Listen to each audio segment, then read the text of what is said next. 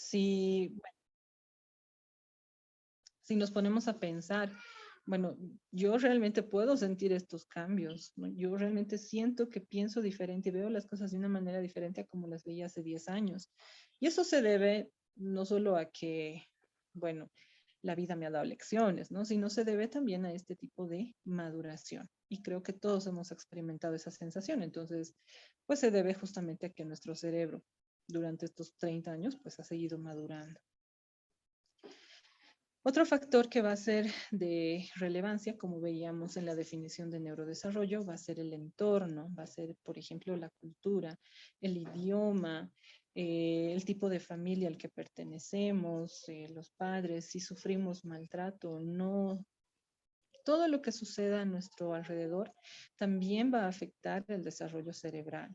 Y esto es algo que creo que a veces nos falta comprender a los psicólogos, ¿no? Creemos que el cerebro, lo biológico funciona muy alejado de lo que sucede en nuestra vida cotidiana. Y esto no es así. Sobre todo en etapas tempranas, el desarrollo cerebral sí va a ser influenciado por lo que sucede alrededor. El día de hoy no vamos a explicar estas cuestiones, pero yo les invito a que puedan revisar. Es muy interesante, ¿no? Y eso hace nuevamente que si hablamos de programas de prevención, prestemos mucha atención a la infancia por todo esto. Bueno, otro factor que va a ser importante, por supuesto, en el desarrollo cerebral va a ser la dotación genética, ¿no? Y también estas cuestiones epigenéticas, el resultado de la interacción entre el ambiente y los genes. Entonces, todo esto pues va a afectar, va a determinar muchas veces la manera en la que el cerebro infantil se desarrolla y, por supuesto, la manera en la que ciertas conductas, cogniciones, afectos, emociones se manifiestan. Bueno, entonces, en la neuropsicología infantil vamos a tratar de comprender cuál es la relación, ¿no? Vamos a estudiar este desarrollo neurológico y el desarrollo cognitivo. Así que, bueno, ahí hay una pequeña imagen de la mielinización, ¿no? A medida que se va mielinizando más áreas cerebrales, ese sería el desarrollo neurológico, pues vamos a tener poco a poco la adquisición de diferentes habilidades. En este caso en particular, un desarrollo cognitivo, ¿no? Vamos a tener, yo qué sé, una mejor memoria, mayores tiempos de atención, un mejor funcionamiento ejecutivo. Entonces, eso va muy de la mano al desarrollo neurológico. Y esto es importante porque a veces se les exige a los niños que hagan cosas para las cuales tal vez su cerebro todavía no está listo. Y bueno, eso hay que tener muy en cuenta cuando estamos realizando una evaluación. Ahí la mielinización es un punto clave en este desarrollo que va de la mano, ¿no? Neurológico y neuropsicológico. Bueno, entrando ahora sí en el proceso de evaluación como tal, podríamos hablar muchas más cosas, pero nos vamos a centrar ahora como tal en el proceso de evaluación, que es el tema de hoy.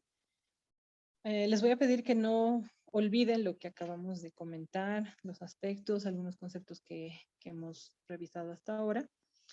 Y bueno, vamos a entrar ya a este aspecto que es un poquito más técnico, ya no es tan teórico, ¿no?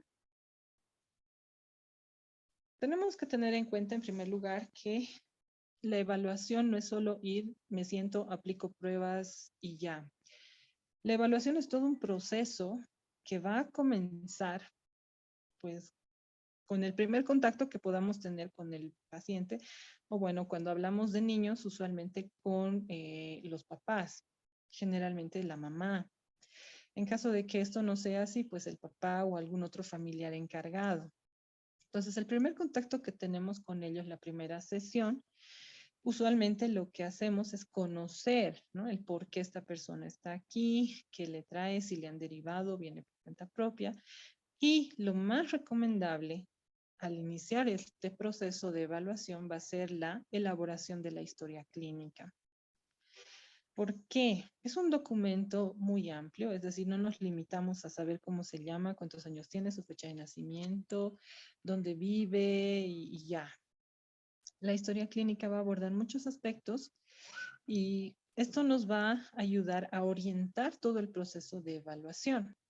De hecho, yo tenía una de las maestras allá en México que decía, la historia clínica, una historia clínica bien hecha es el 50% más, o sea, es estar 50% más cerca del diagnóstico. Entonces, y bueno, con la experiencia que he podido tener, corroboro esta noción. Definitivamente la historia clínica es muy importante. Es algo que no podemos saltarnos, o bueno, de preferencia no deberíamos hacerlo.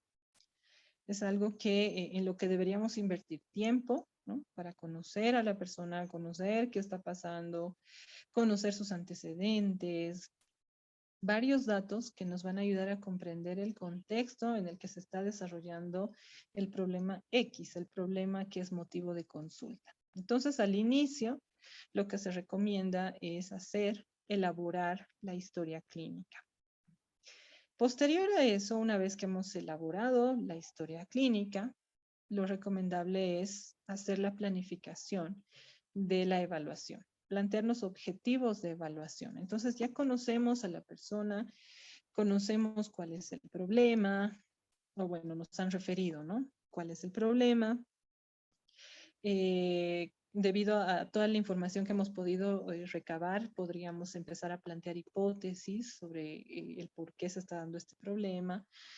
Y todo esto nos lleva a plantearnos objetivos de evaluación, a planificar. ¿Por qué es importante planificar la evaluación? Creo que a veces cuando no tenemos mucha experiencia, sobre todo en la evaluación, le metemos todo, ¿no? Es decir, si en la facultad nos han enseñado 20 test, el día que me toca trabajar con mi paciente, le meto los 20, ¿no? Así, ¿por qué? No sé, porque me han enseñado los 20 y listo. Y no es así, por varias razones que vamos a ver más adelante. Entonces, para eso planificamos, seleccionamos, es decir, bueno, necesito conocer tal cosa o esta persona viene por tal problema o con tal demanda, entonces necesito una herramienta que me permita medir tal cosa. Y entonces de todo mi repertorio de pruebas, pues seleccionaré la que mejor me parece que pueda responder a ese objetivo, a esa necesidad, a ese deseo de conocer X o Z fenómeno, ¿no? Entonces, eso me permite hacer la selección de pruebas, planificar en los tiempos también de evaluación, ¿no? Porque hay pruebas que son muy largas y si quiero echarle 3 de esas pruebas, cada una dura 3 horas, pues son 9 horas, teóricamente serían 9 sesiones, no sé si la familia esté dispuesta a venir 9 veces al consultorio. Entonces, son muchos factores que influyen en la planificación. Es por eso importante. Y por otro lado, es profesional hacer esto. Definitivamente no es bueno que las personas te vean ese rato en apuros, que no parece tu lámina, que no parece la fotocopia y ese rato estar haciendo cosas. Eso no es profesional. Y no lo digo yo. Em, si ustedes revisan pues algunos libros de cómo se lleva a cabo el proceso de evaluación, van a ver que igual, ¿no? Pueden dar pautas de que se debe preparar esto. Entonces, en ese caso, ya les digo, es necesario. El siguiente paso en el proceso de evaluación ya es como tal la aplicación de las baterías, de los test, de los cuestionarios que hayamos seleccionado. Entonces ya estamos en esa sesión en la que trabajamos directamente con el niño o podemos aplicar algunos cuestionarios a los padres. No necesariamente esto es una sesión, a veces dura 2 o 3 sesiones, dependiendo de la disponibilidad de tiempo tanto del paciente, bueno, como del consultorio, ¿no? Si trabajamos en un hospital público es muy difícil tener una hora solo con un paciente, ¿no? Entonces, muchas cuestiones que analizar. En cuanto a la siguiente fase, ¿no? Entonces ya hemos aplicado las pruebas, ya pues vamos a decir, recabado toda la información que necesitamos. Y el siguiente paso, pues, va a ser el análisis y la interpretación de estos resultados. En esta fase, pues, por supuesto, se hace la parte cuantitativa, ¿no? La sumatoria de puntos, transformación de puntajes según sus baremos. Cada prueba, pues, tiene estas particularidades, ¿no? Y a eso vamos a añadir lo que es la interpretación. Entonces, no nos quedamos solamente con que, no sé, en el WISC, digamos, tiene 95 o 90. Ya, está bien, tiene 90. ¿Y eso a qué equivale? Bueno, según su baremo, vamos a decir que es normal, por debajo, normal, inferior, o sea, es un coeficiente intelectual normal, pero que está un poco bajito, ¿no? Y ya, y te has metido como 2, 3 horas en aplicar un WISC para eso, nada más. Pues no. Ahí está la interpretación cualitativa de los resultados, ¿no? Vamos a decir, la capacidad de hacer una interpretación mucho más rica, ¿no? De obtener de obtener muchos más datos de toda esa gran batería que has aplicado y no simplemente quedarte con un coeficiente, ¿no? Porque en este caso el WISC pues se evalúa muchos aspectos, habrá que ver cuáles son las fortalezas, las debilidades, si ha fallado, por ejemplo, en lenguaje, en qué aspectos del lenguaje, si es comprensivo, si es expresivo. Bueno, hacer un análisis mucho más detallado de lo que a mí me gusta mucho ese nombre, porque me lo han enseñado así, de la semiología, ¿no? De este conjunto de signos y síntomas que se van a manifestar. Entonces, hacer el análisis de esto, más allá de quedarte con el número que te arroja una tabla, ¿no? ¿Por qué? Porque para hacer sumatorias y demás, de verdad no necesitaríamos ser psicólogos. Y esto no es chiste. Por ejemplo, en Estados Unidos hay una carrera que creo que es de 3 años, en la que es psicometría, es decir, hay gente que se dedica solo a aplicar y sumar puntajes y ya, pero no son psicólogos, ¿no? Entonces, ¿cuál es la diferencia? Pues un psicólogo sabe interpretar esos resultados numéricos, ver signos, ver síntomas, hacer los diferenciales. Entonces, de eso se trata la interpretación de resultados.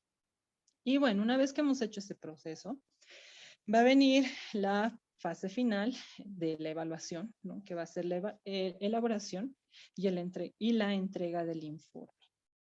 Entonces ya tenemos nuestros datos, hemos sumado, tenemos nuestros datos cualitativos, todo esto tenemos que plantearlo en un informe, de preferencia escrito. Yo sé que es más cómodo hacer una devolución de resultados de manera oral, pero de verdad que es mucho mejor hacer la devolución de resultados de forma escrita. Uno, porque el paciente tiene un respaldo, ¿no? De todo el proceso y nosotros también, porque nos quedamos con una copia. Es un registro, ¿no? Que si el paciente vuelve después, bueno, nos ayuda a recordar. La otra cuestión es que ayuda a cerrar este ciclo de evaluación. Entonces, es necesario elaborar el informe, entregar. Cuando se hace la entrega del informe, ¿qué es lo que se recomienda? Se recomienda que nos tomemos unos 15, 20, incluso 30 minutos en explicarle, en este caso a la mamá o al familiar, cuáles han sido los resultados obtenidos, tanto las debilidades como las fortalezas que hemos encontrado, y también explicarle, en el caso de que haya alguna dificultad, la necesidad de poder llevar adelante, por ejemplo, un programa de intervención, ¿no? Entonces, si dejamos el informe, no le explicamos, bueno, pues listo, no pasa nada, ¿no? Pero cuando explicamos, la persona pues puede plantear sus dudas, ¿no? Hay mamás que eh, tienen miedos que hay que justamente aclarar, que hay que pues darles una respuesta, ¿no? Y bueno, ya les digo, plantear la intervención. Esa va a ser también otra parte esencial en la entrega del informe. ¿Por qué? Porque estamos planteando un problema, o sea, no estamos terminando este proceso. Con la evaluación simplemente estamos dejando claro cuál es el problema que existe, pero a eso hay que responder. Y esa es la inquietud que muchas veces tienen los papás. Entonces, ¿y ahora qué hago? O sea, si mi hijo tiene tal problema, tiene dificultades en tal área, pero ¿y ahora qué hacemos? ¿No? Entonces, justamente en la entrega del informe es donde se va a plantear las posibles opciones, cómo deberían manejar esta situación. Así que el proceso de evaluación, pues es, no vamos a decir complejo, imposible de llevar a cabo, pero sí, pues tiene lo suyo. Ya les digo, no es sentarte, aplicar una prueba, un test y listo. El proceso de evaluación tiene sus fases, tiene sus momentos, y mientras mejor lo hagamos, los resultados también van a ser mucho más confiables. Bueno, voy a compartir con ustedes un caso clínico, como les decía, un caso que he visto recientemente, y vamos a pues ir viendo cómo se ha desarrollado esto en relación a lo que les acabo de mencionar, ¿no? Entonces, en la fase inicial, cuando esta mamá ha venido con su niño, hemos, bueno, en este caso, actualizado la historia clínica. Inicialmente tenemos los datos generales de este niño, que es un niño de 10 años, está en cuarto de primaria, vive en La Paz, él es zurdo. Y bueno, ¿por qué digo actualizar la historia clínica? Pues porque yo lo había visto, vino a consulta conmigo hace 5 años, es decir, cuando él tenía 5 años. Lo mandó un neuropediatra por aparentemente TDAH. Esas veces, pues, me puse a revisar, ¿no? Los folders y demás. Yo no había visto datos de TDAH, sí de trastorno del lenguaje. Para 5 años no había, pues, un desarrollo del lenguaje adecuado para esa edad, ¿no? Entonces, se le dio las recomendaciones a la mamá, se le dieron algunos ejercicios, pautas, pero pues por razones de trabajo y económicas la mamá no pudo traer al niño a, vamos a decir, un proceso de intervención. Entonces, no supe de él, lo vi después de 5 años, actualmente el niño tiene 10 y bueno, vamos a ver. En este caso, la mamá solicita la consulta, no le ha derivado ningún, digamos, ningún neurólogo u otro médico. ¿Por qué? Porque tiene dificultades en el desempeño académico. ¿Esto qué nos está diciendo? Bueno, pues que los problemas del lenguaje no se han solucionado adecuadamente y posiblemente es lo que esté repercutiendo, ¿no? Pero bueno, vamos a ver más adelante qué pasa. Como les comentaba, es una reconsulta después de 5 años. Así que ya tenía la historia, ya conocía al niño. Pero bueno, ¿qué es lo que debemos conocer? ¿No? ¿Cuál es la información que en este caso hemos obtenido? Que ha sido muy importante además porque a este niño realmente le ha pasado de todo. Pero bueno, a ver, hemos indagado, por supuesto, sobre sus antecedentes prenatales, ¿no? Tipo de embarazo, si ha sido un embarazo a término, ha sido pretérmino, postérmino. En este caso, el niño así postérmino ha nacido casi un mes después de lo que tenía que haber nacido, o sea, casi a los 10 meses. Y eso también tiene sus repercusiones. Es muy interesante. Entre otras cosas, ¿no? Parto hospitalario, como el niño ya tenía casi 10 meses, la mamá no quería cesárea, ha sido parto natural, pero por lo que ella cuenta ha sido un parto muy difícil, ¿no? Porque el niño estaba ya grande y ella es chiquitita, es flaquita. Entonces ella dice que incluso se han sentado en su barriga las enfermeras para que el niño pueda nacer. No, bueno, realmente en una situación no muy agradable. Entonces tenemos antecedentes prenatales.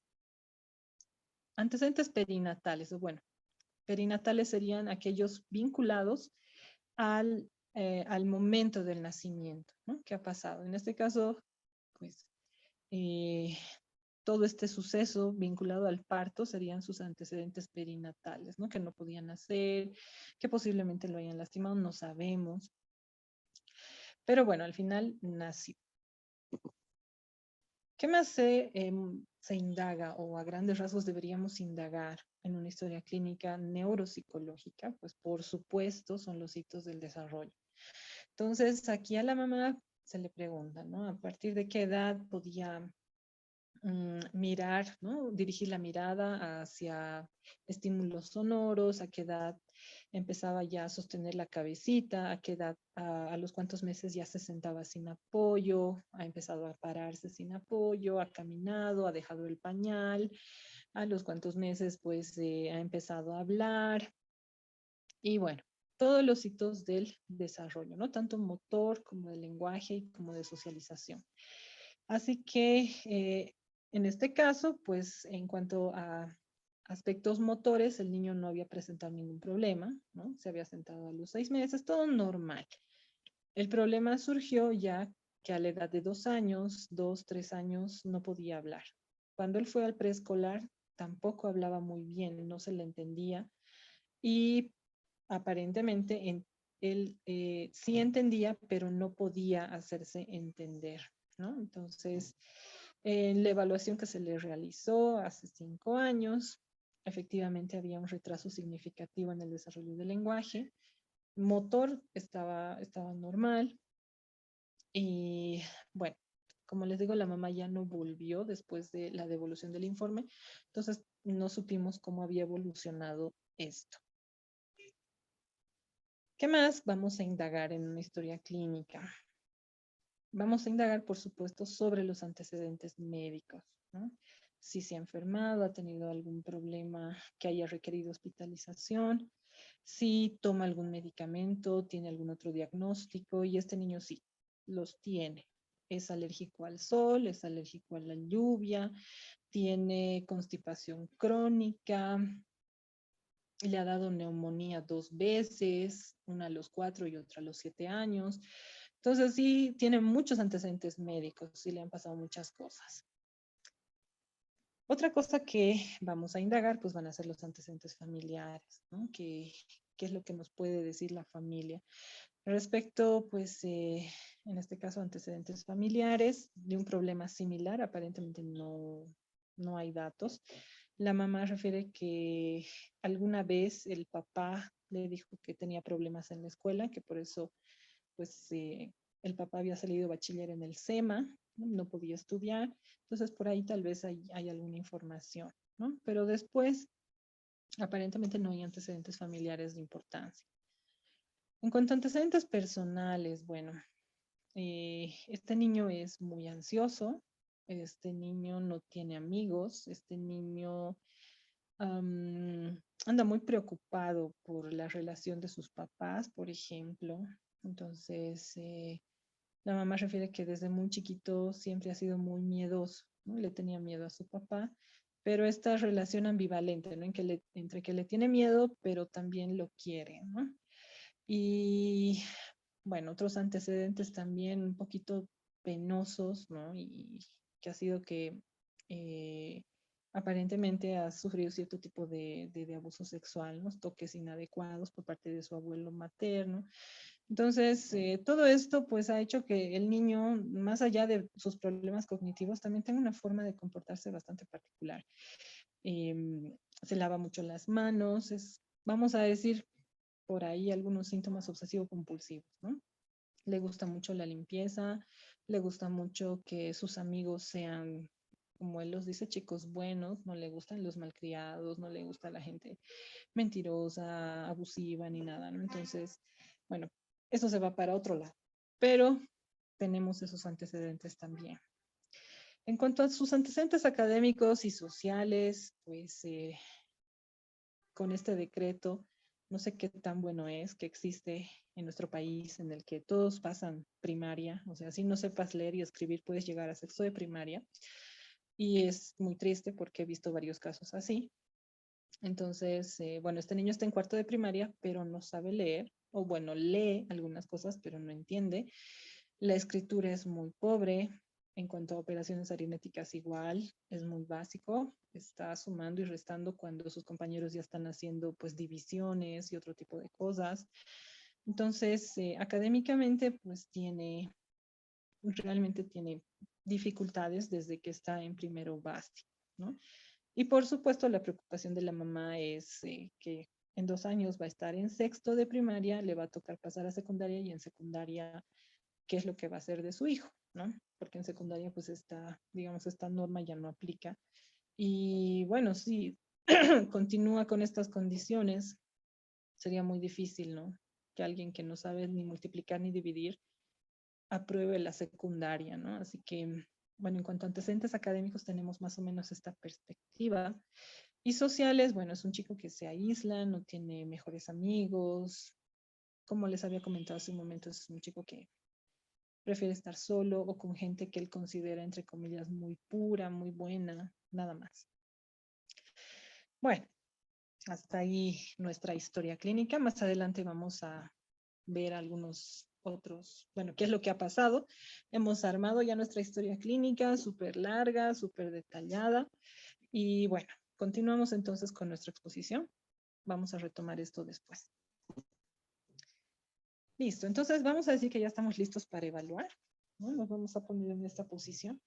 Y bueno, van a surgir, creo yo, muchas preguntas que vamos a ir respondiendo a continuación. Bueno, en primer lugar, vamos a preguntarnos, creo yo, lógicamente, ¿qué es la evaluación neuropsicológica infantil? Tenemos que saber, por ejemplo, quiénes van a ser evaluados. Tenemos también que saber qué aspectos se evalúan, cómo vamos a evaluar y para qué vamos a evaluar. Así que estas 5 preguntitas las vamos a ir contestando en lo que nos queda de la conferencia.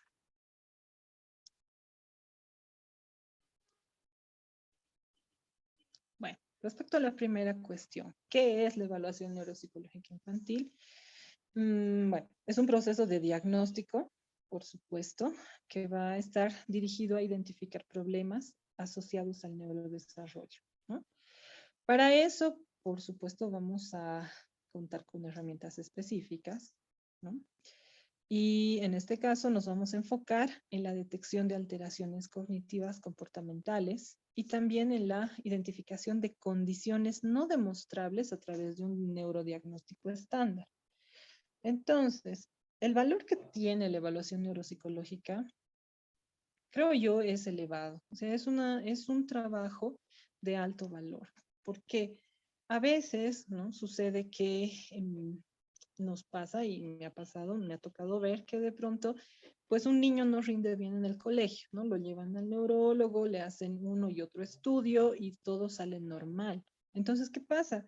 Este niño está fingiendo, es mañudo, como alguna vez me dijo una mamá, su tomografía está normal, este es un mañudo. No, bueno, a ver, un momentito, ¿no? Un momentito, a ver, ¿qué está pasando?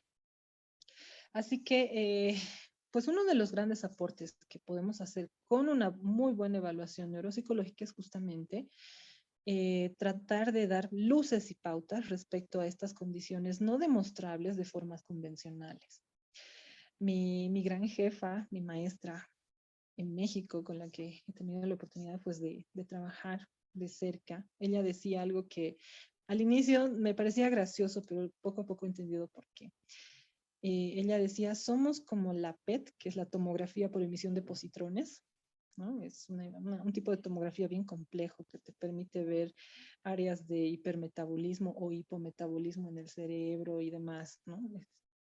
Es una de las herramientas tal vez más específicas para determinados diagnósticos complejos. Y ella decía, ¿no? Los neuropsicólogos somos como la PET, pero más barato.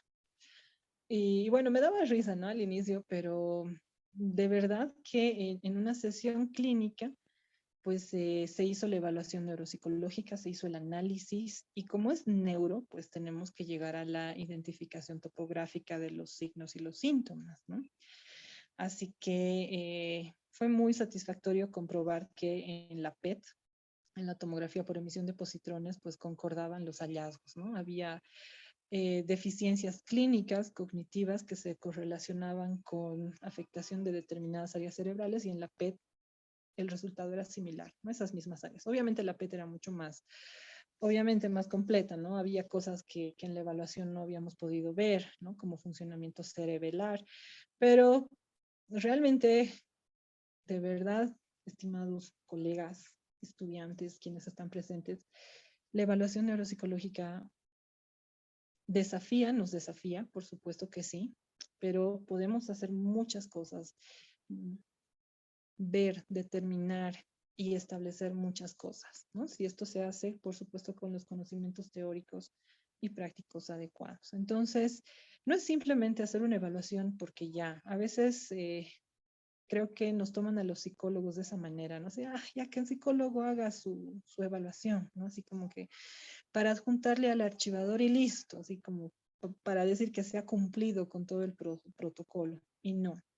En este caso, la evaluación neuropsicológica no es simplemente para llenar un folder de protocolos, ¿no? Puede aportar datos muy valiosos, por supuesto, si lo hacemos de una manera adecuada. Entonces, eso es la evaluación neuropsicológica. ¿Qué más? Bueno, vamos a tratar de establecer la relación entre un trastorno y una dificultad. Entonces, tenemos un trastorno, por ejemplo, del espectro autista, y nos vamos a meter a leer en qué consiste, cuáles son los perfiles, características pues, biológicas del desarrollo y demás, y vamos a ver si concuerda con las dificultades que el niño manifiesta o en qué grado están presentes estas dificultades. Lo mismo, por ejemplo, con un síndrome de Down.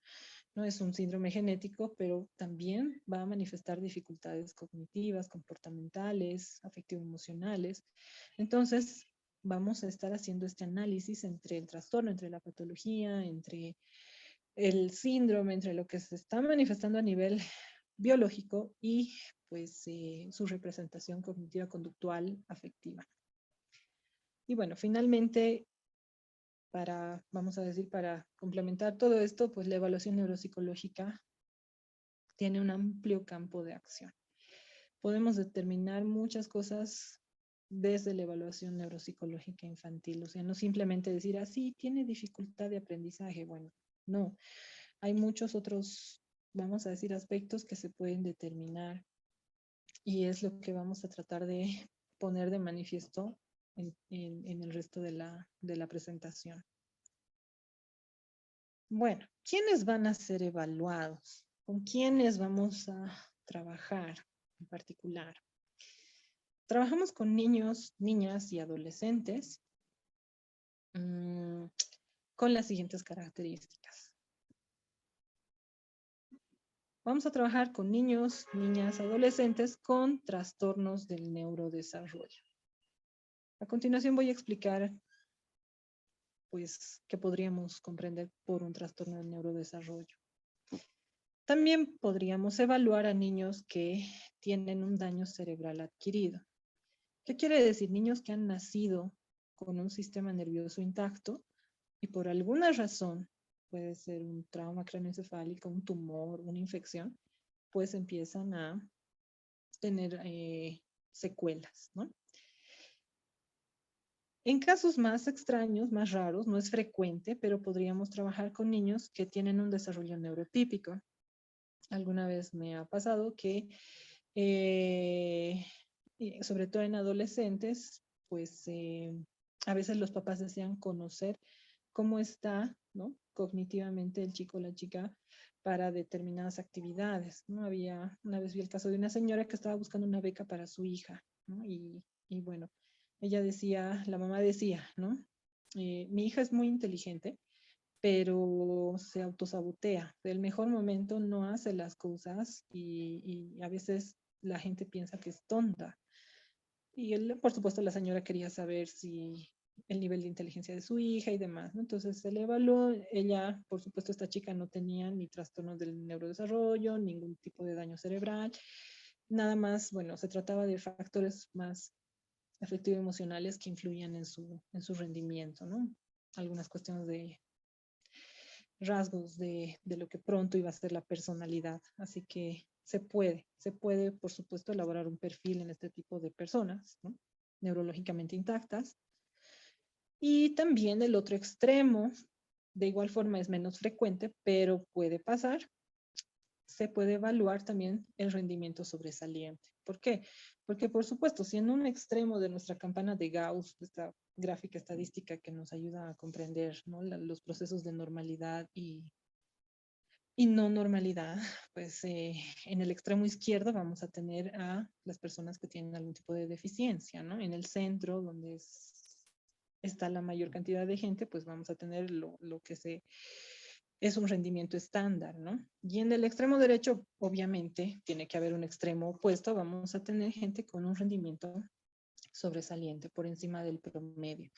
Así que en algunos casos también se piden evaluaciones para, se llaman, ¿no? Talentos extraordinarios, que diríamos un coeficiente intelectual elevado por encima de 130 puntos, ¿no? Así que también, pero bueno, lo usual, lo frecuente, usualmente trabajamos y vemos son estos dos primeros casos, estas dos primeras poblaciones. Niños, niñas con trastornos del neurodesarrollo y población infantil con algún tipo de daño cerebral adquirido. Entonces, la evaluación usualmente pues está dirigida a este tipo de chicos y chicas, ¿no? Bueno, para comprender un poquito más a qué nos referimos con trastornos del neurodesarrollo y a qué nos referimos con déficits adquiridos, pues vamos a ver este pequeño mapa conceptual. Los trastornos del neurodesarrollo van a ser eh, resultado pues, de lo que podríamos de definir como una alteración en la configuración del sistema nervioso. O sea, por alguna razón que no siempre se puede determinar, el sistema nervioso central de ese niño no se ha estructurado de la manera en la que debería. Las células han migrado de forma equivocada. Es algo que en una tomografía no se podría ver. Por ejemplo, en chicos con dislexia se han encontrado displasias corticales, o sea, son pequeñas anormalidades celulares, minúsculas, microscópicas, por supuesto. Por algunas razones esas células han migrado de la forma equivocada y bueno, se manifiesta en problemas, en este caso, de dislexia, ¿no? Y ya, entonces ahí están estas alteraciones que vienen con el niño o con la niña pues desde que nace, incluso desde antes, ¿no? Entonces, ¿qué necesitamos para que se manifieste la dificultad? Solo tiempo. ¿A qué nos referimos con tiempo? Pues a medida que van incrementando las demandas del ambiente, a medida que pues necesitamos de mayores habilidades para comunicarnos, para relacionarnos, para resolver problemas, pues se van haciendo evidentes las dificultades. Es por eso que los papás no se dan cuenta a veces hasta muy tarde de una dificultad, ¿no? Porque pues los primeros 2 años, ¿cómo saber si un niño tiene problemas de lenguaje? Básicamente, por lo menos por clínica, es imposible, ¿no? Porque puede tener un desarrollo motor adecuado, otros hitos también pueden estar yendo bien, y como no se espera que hable hasta los 2 años, pues son 2 años en los que no sabemos, ¿no?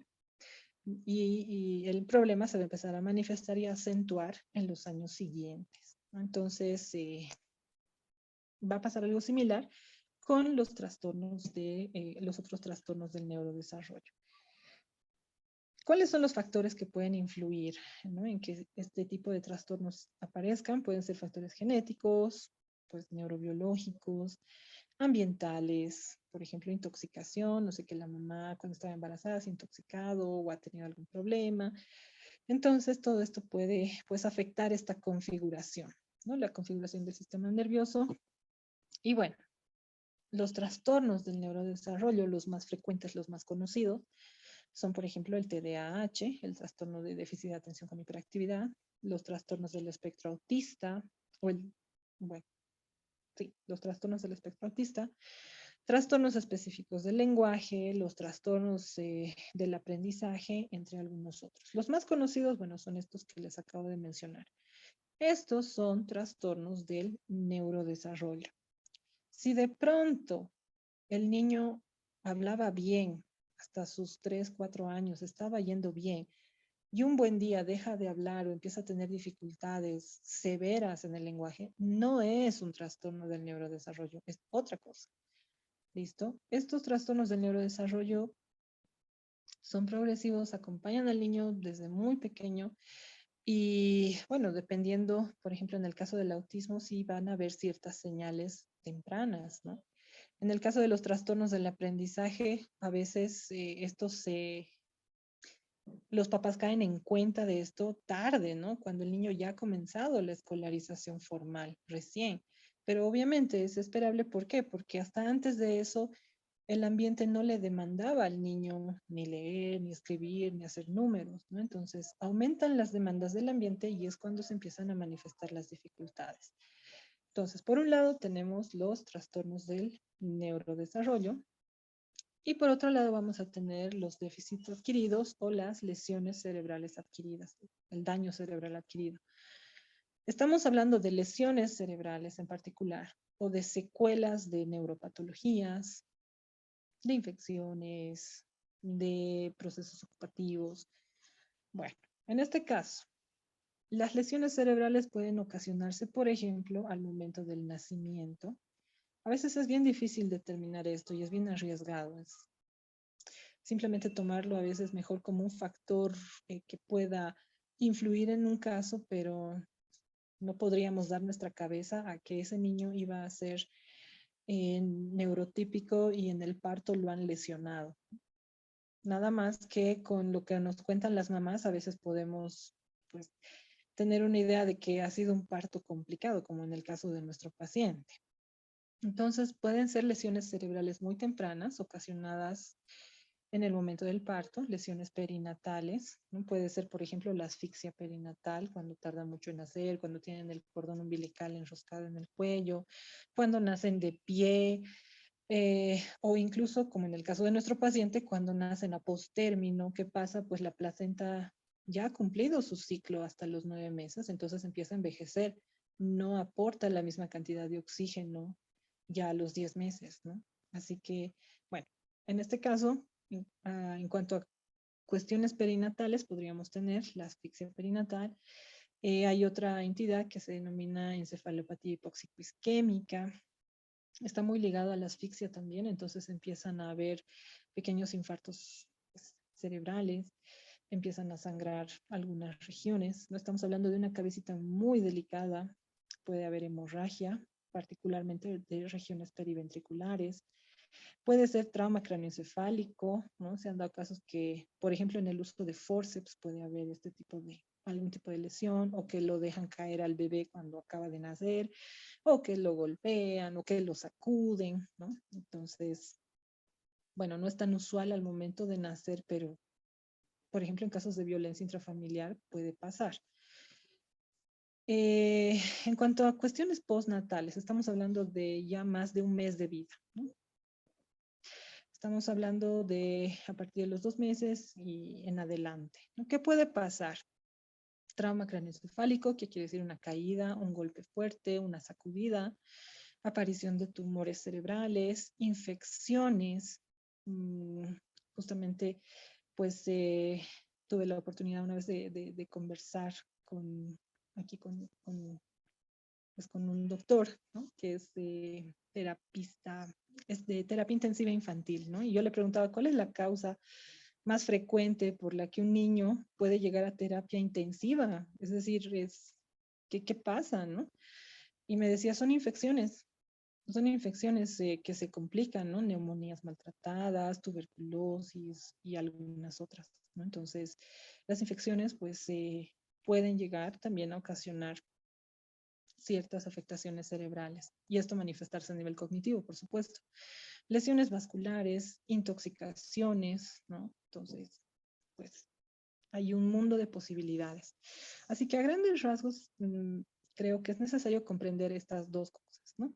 Vamos a trabajar con niños con trastornos del neurodesarrollo, que son un campo, vamos a decir, bien particular, bien específico, y por otro lado están chicos con daño cerebral adquirido. En el caso de los postnatales, ¿cuál es una característica? Y esto una vez he visto un caso muy interesante. Era un niño que hasta tercero básico había aprendido a leer, a escribir, sumaba, restaba, todo bien. Estaba acorde a su curso, a su edad.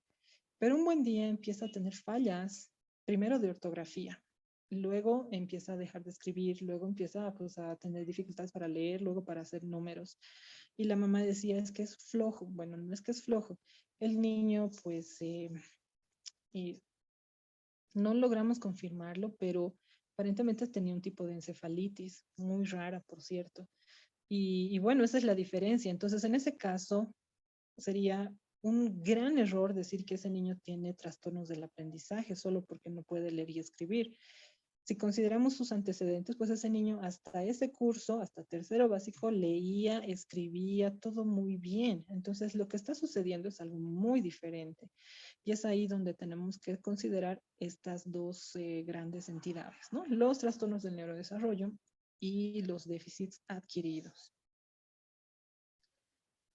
Bueno, voy a hacer una pequeña lista de, vamos a decir, tanto de los trastornos del neurodesarrollo como neuropatologías más frecuentes, ¿no? En la infancia y que, dependiendo de dónde trabajemos, podríamos evaluar en algún momento. Tenemos los trastornos del neurodesarrollo, los que ya acabamos de mencionar.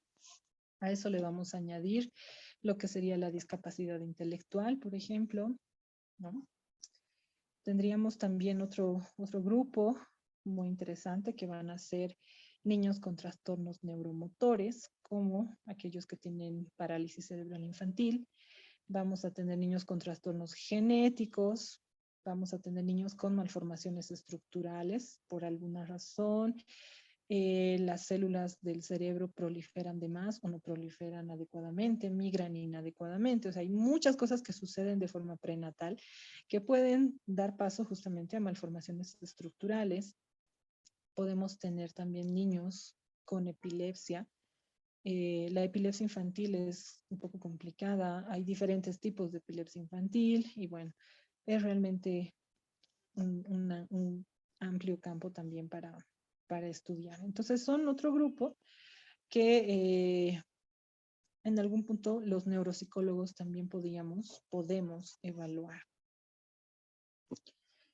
¿Qué más? ¿Quiénes más? Niños que tienen dentro de sus antecedentes, pues, factores biológicos de alto riesgo.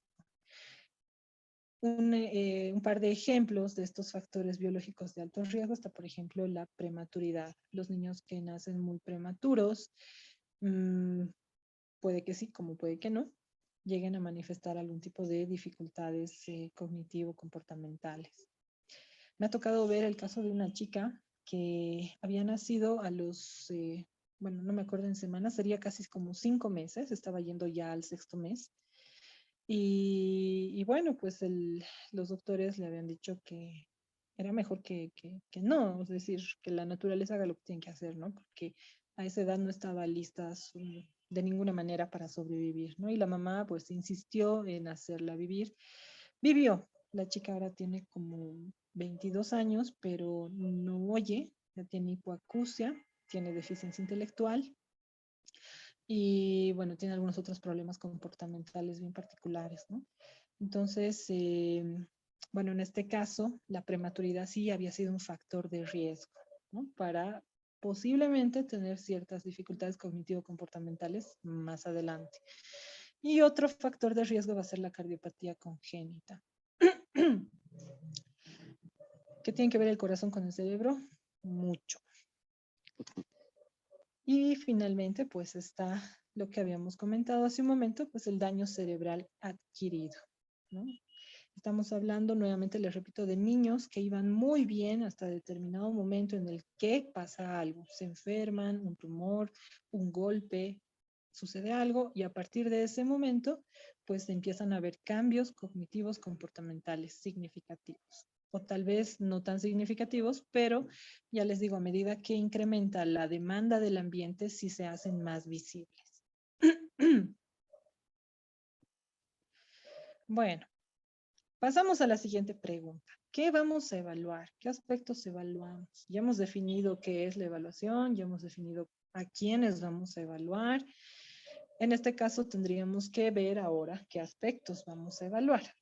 Bueno, aquí creo que no hay ninguna ciencia, no estoy aportando nada nuevo porque por lo menos si todos ustedes son psicólogos de profesión, pues en algún punto de la carrera han visto neuro y saben que los neuros hacemos evaluación de funciones cognitivas, ¿no? Entonces aquí simplemente un resumen de aspectos cognitivos que usualmente deberían ser evaluados. Está el lenguaje, que es una de las tal vez demandas más usuales, más frecuentes, ¿no? Vamos a evaluar funciones ejecutivas, memoria, atención, funciones visoespaciales, habilidades constructivas, el desarrollo psicomotor, gnosis, praxias, tal vez de forma más clínica, porque no hay pruebas específicas para niños, y eso me llama mucho la atención para estos dos aspectos, pero pues bueno, hay que evaluarlo igual.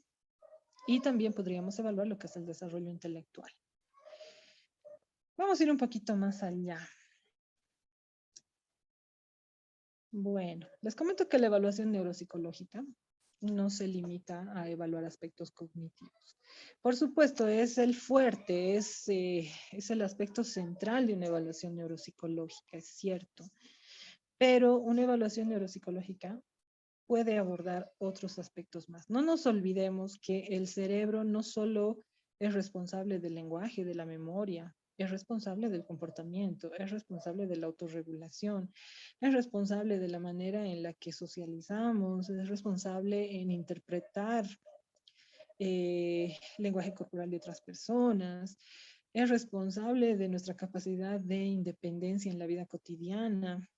Entonces, si el cerebro es responsable de todo eso, pues por supuesto hay que evaluarlo de alguna manera, ¿no? Así que, ¿qué otros aspectos podríamos abordar en una evaluación neuropsicológica? Ya les digo, el fuerte usualmente son los aspectos cognitivos, pero tenemos que evaluar también aspectos comportamentales. A veces, no a veces, frecuentemente, los problemas cognitivos van de la mano con problemas comportamentales. O sea, un TDAH, un papá no llevaría, posiblemente no llevaría a su hijo TDAHoso a la consulta solo porque es inatento, lo lleva a la consulta porque el problema de fondo más importante es el comportamental, es porque pierde cosas, es porque se mueve mucho, es porque habla mucho, entonces pues no podemos desligarnos de los aspectos comportamentales. Aspectos afectivo-emocionales también. ¿Por qué? Porque ciertos estados correspondientes a este aspecto en particular van a influir en la cognición en algún momento. Y bueno, también nos dan pautas de situaciones que el niño, la niña, el adolescente puede estar viviendo. Tal vez está viviendo situaciones de mucho estrés, situaciones de negligencia, abandono, abuso, no sabemos. Entonces, ya les digo, no podríamos cerrarnos y decir, no, yo solo evalúo memoria, lenguaje y nada más. No, pues esta persona es integral, ¿no? Sería bonito que las personas nos facilitarían tal vez el trabajo si las personas al entrar al consultorio dejaran todo quienes son afuera y solo entraran sus funciones cognitivas al consultorio. Eso no pasa, ¿no? La persona entra con todo lo que es. Entonces, pues hay que evaluarla con todo lo que es también para comprender qué está sucediendo. Aspectos funcionales. Bueno, esto no es en todos los casos. Se recomienda evaluar aspectos funcionales, sobre todo cuando estamos frente a niños con deficiencia intelectual, a niños con algún tipo de parálisis, afectación motora, epilepsia, algún tipo de daño neurológico, enfermedades neurológicas, secuelas de daño cerebral adquirido, ¿no? ¿Por qué? Porque en un posterior programa de intervención o en la vida futura, creo que es lógico valorar que este niño, por lo menos cuando vaya al baño, sepa limpiarse, sepa asearse, ¿no? No nos serviría de nada que, yo qué sé, sepa leer y escribir de maravilla, pero no sabe asearse. Entonces, en determinados casos y en determinados cuadros, necesitamos valorar los aspectos funcionales, ¿no? Es necesario que estos niños pues sepan, aprendan a ser independientes en la vida cotidiana, ¿no? Sepan, ya les digo, deambular, manejar tal vez dinero, pocas cantidades, sepan llegar a su casa, sepan volver si se pierden, sepan un número de referencia. Entonces, estamos hablando de aspectos funcionales. Ya les digo, hay que evaluar, hay que ver en qué estado está, ¿no? Y algo que es muy necesario y que tal vez no se le presta mucha atención es el impacto en la dinámica familiar. A veces los papás creen que nos dejan a los niños en el consultorio y listo, ellos libres de toda culpa. Y no es así. Ellos tienen que asumir un compromiso importante en todo el proceso, tanto de evaluación como de intervención.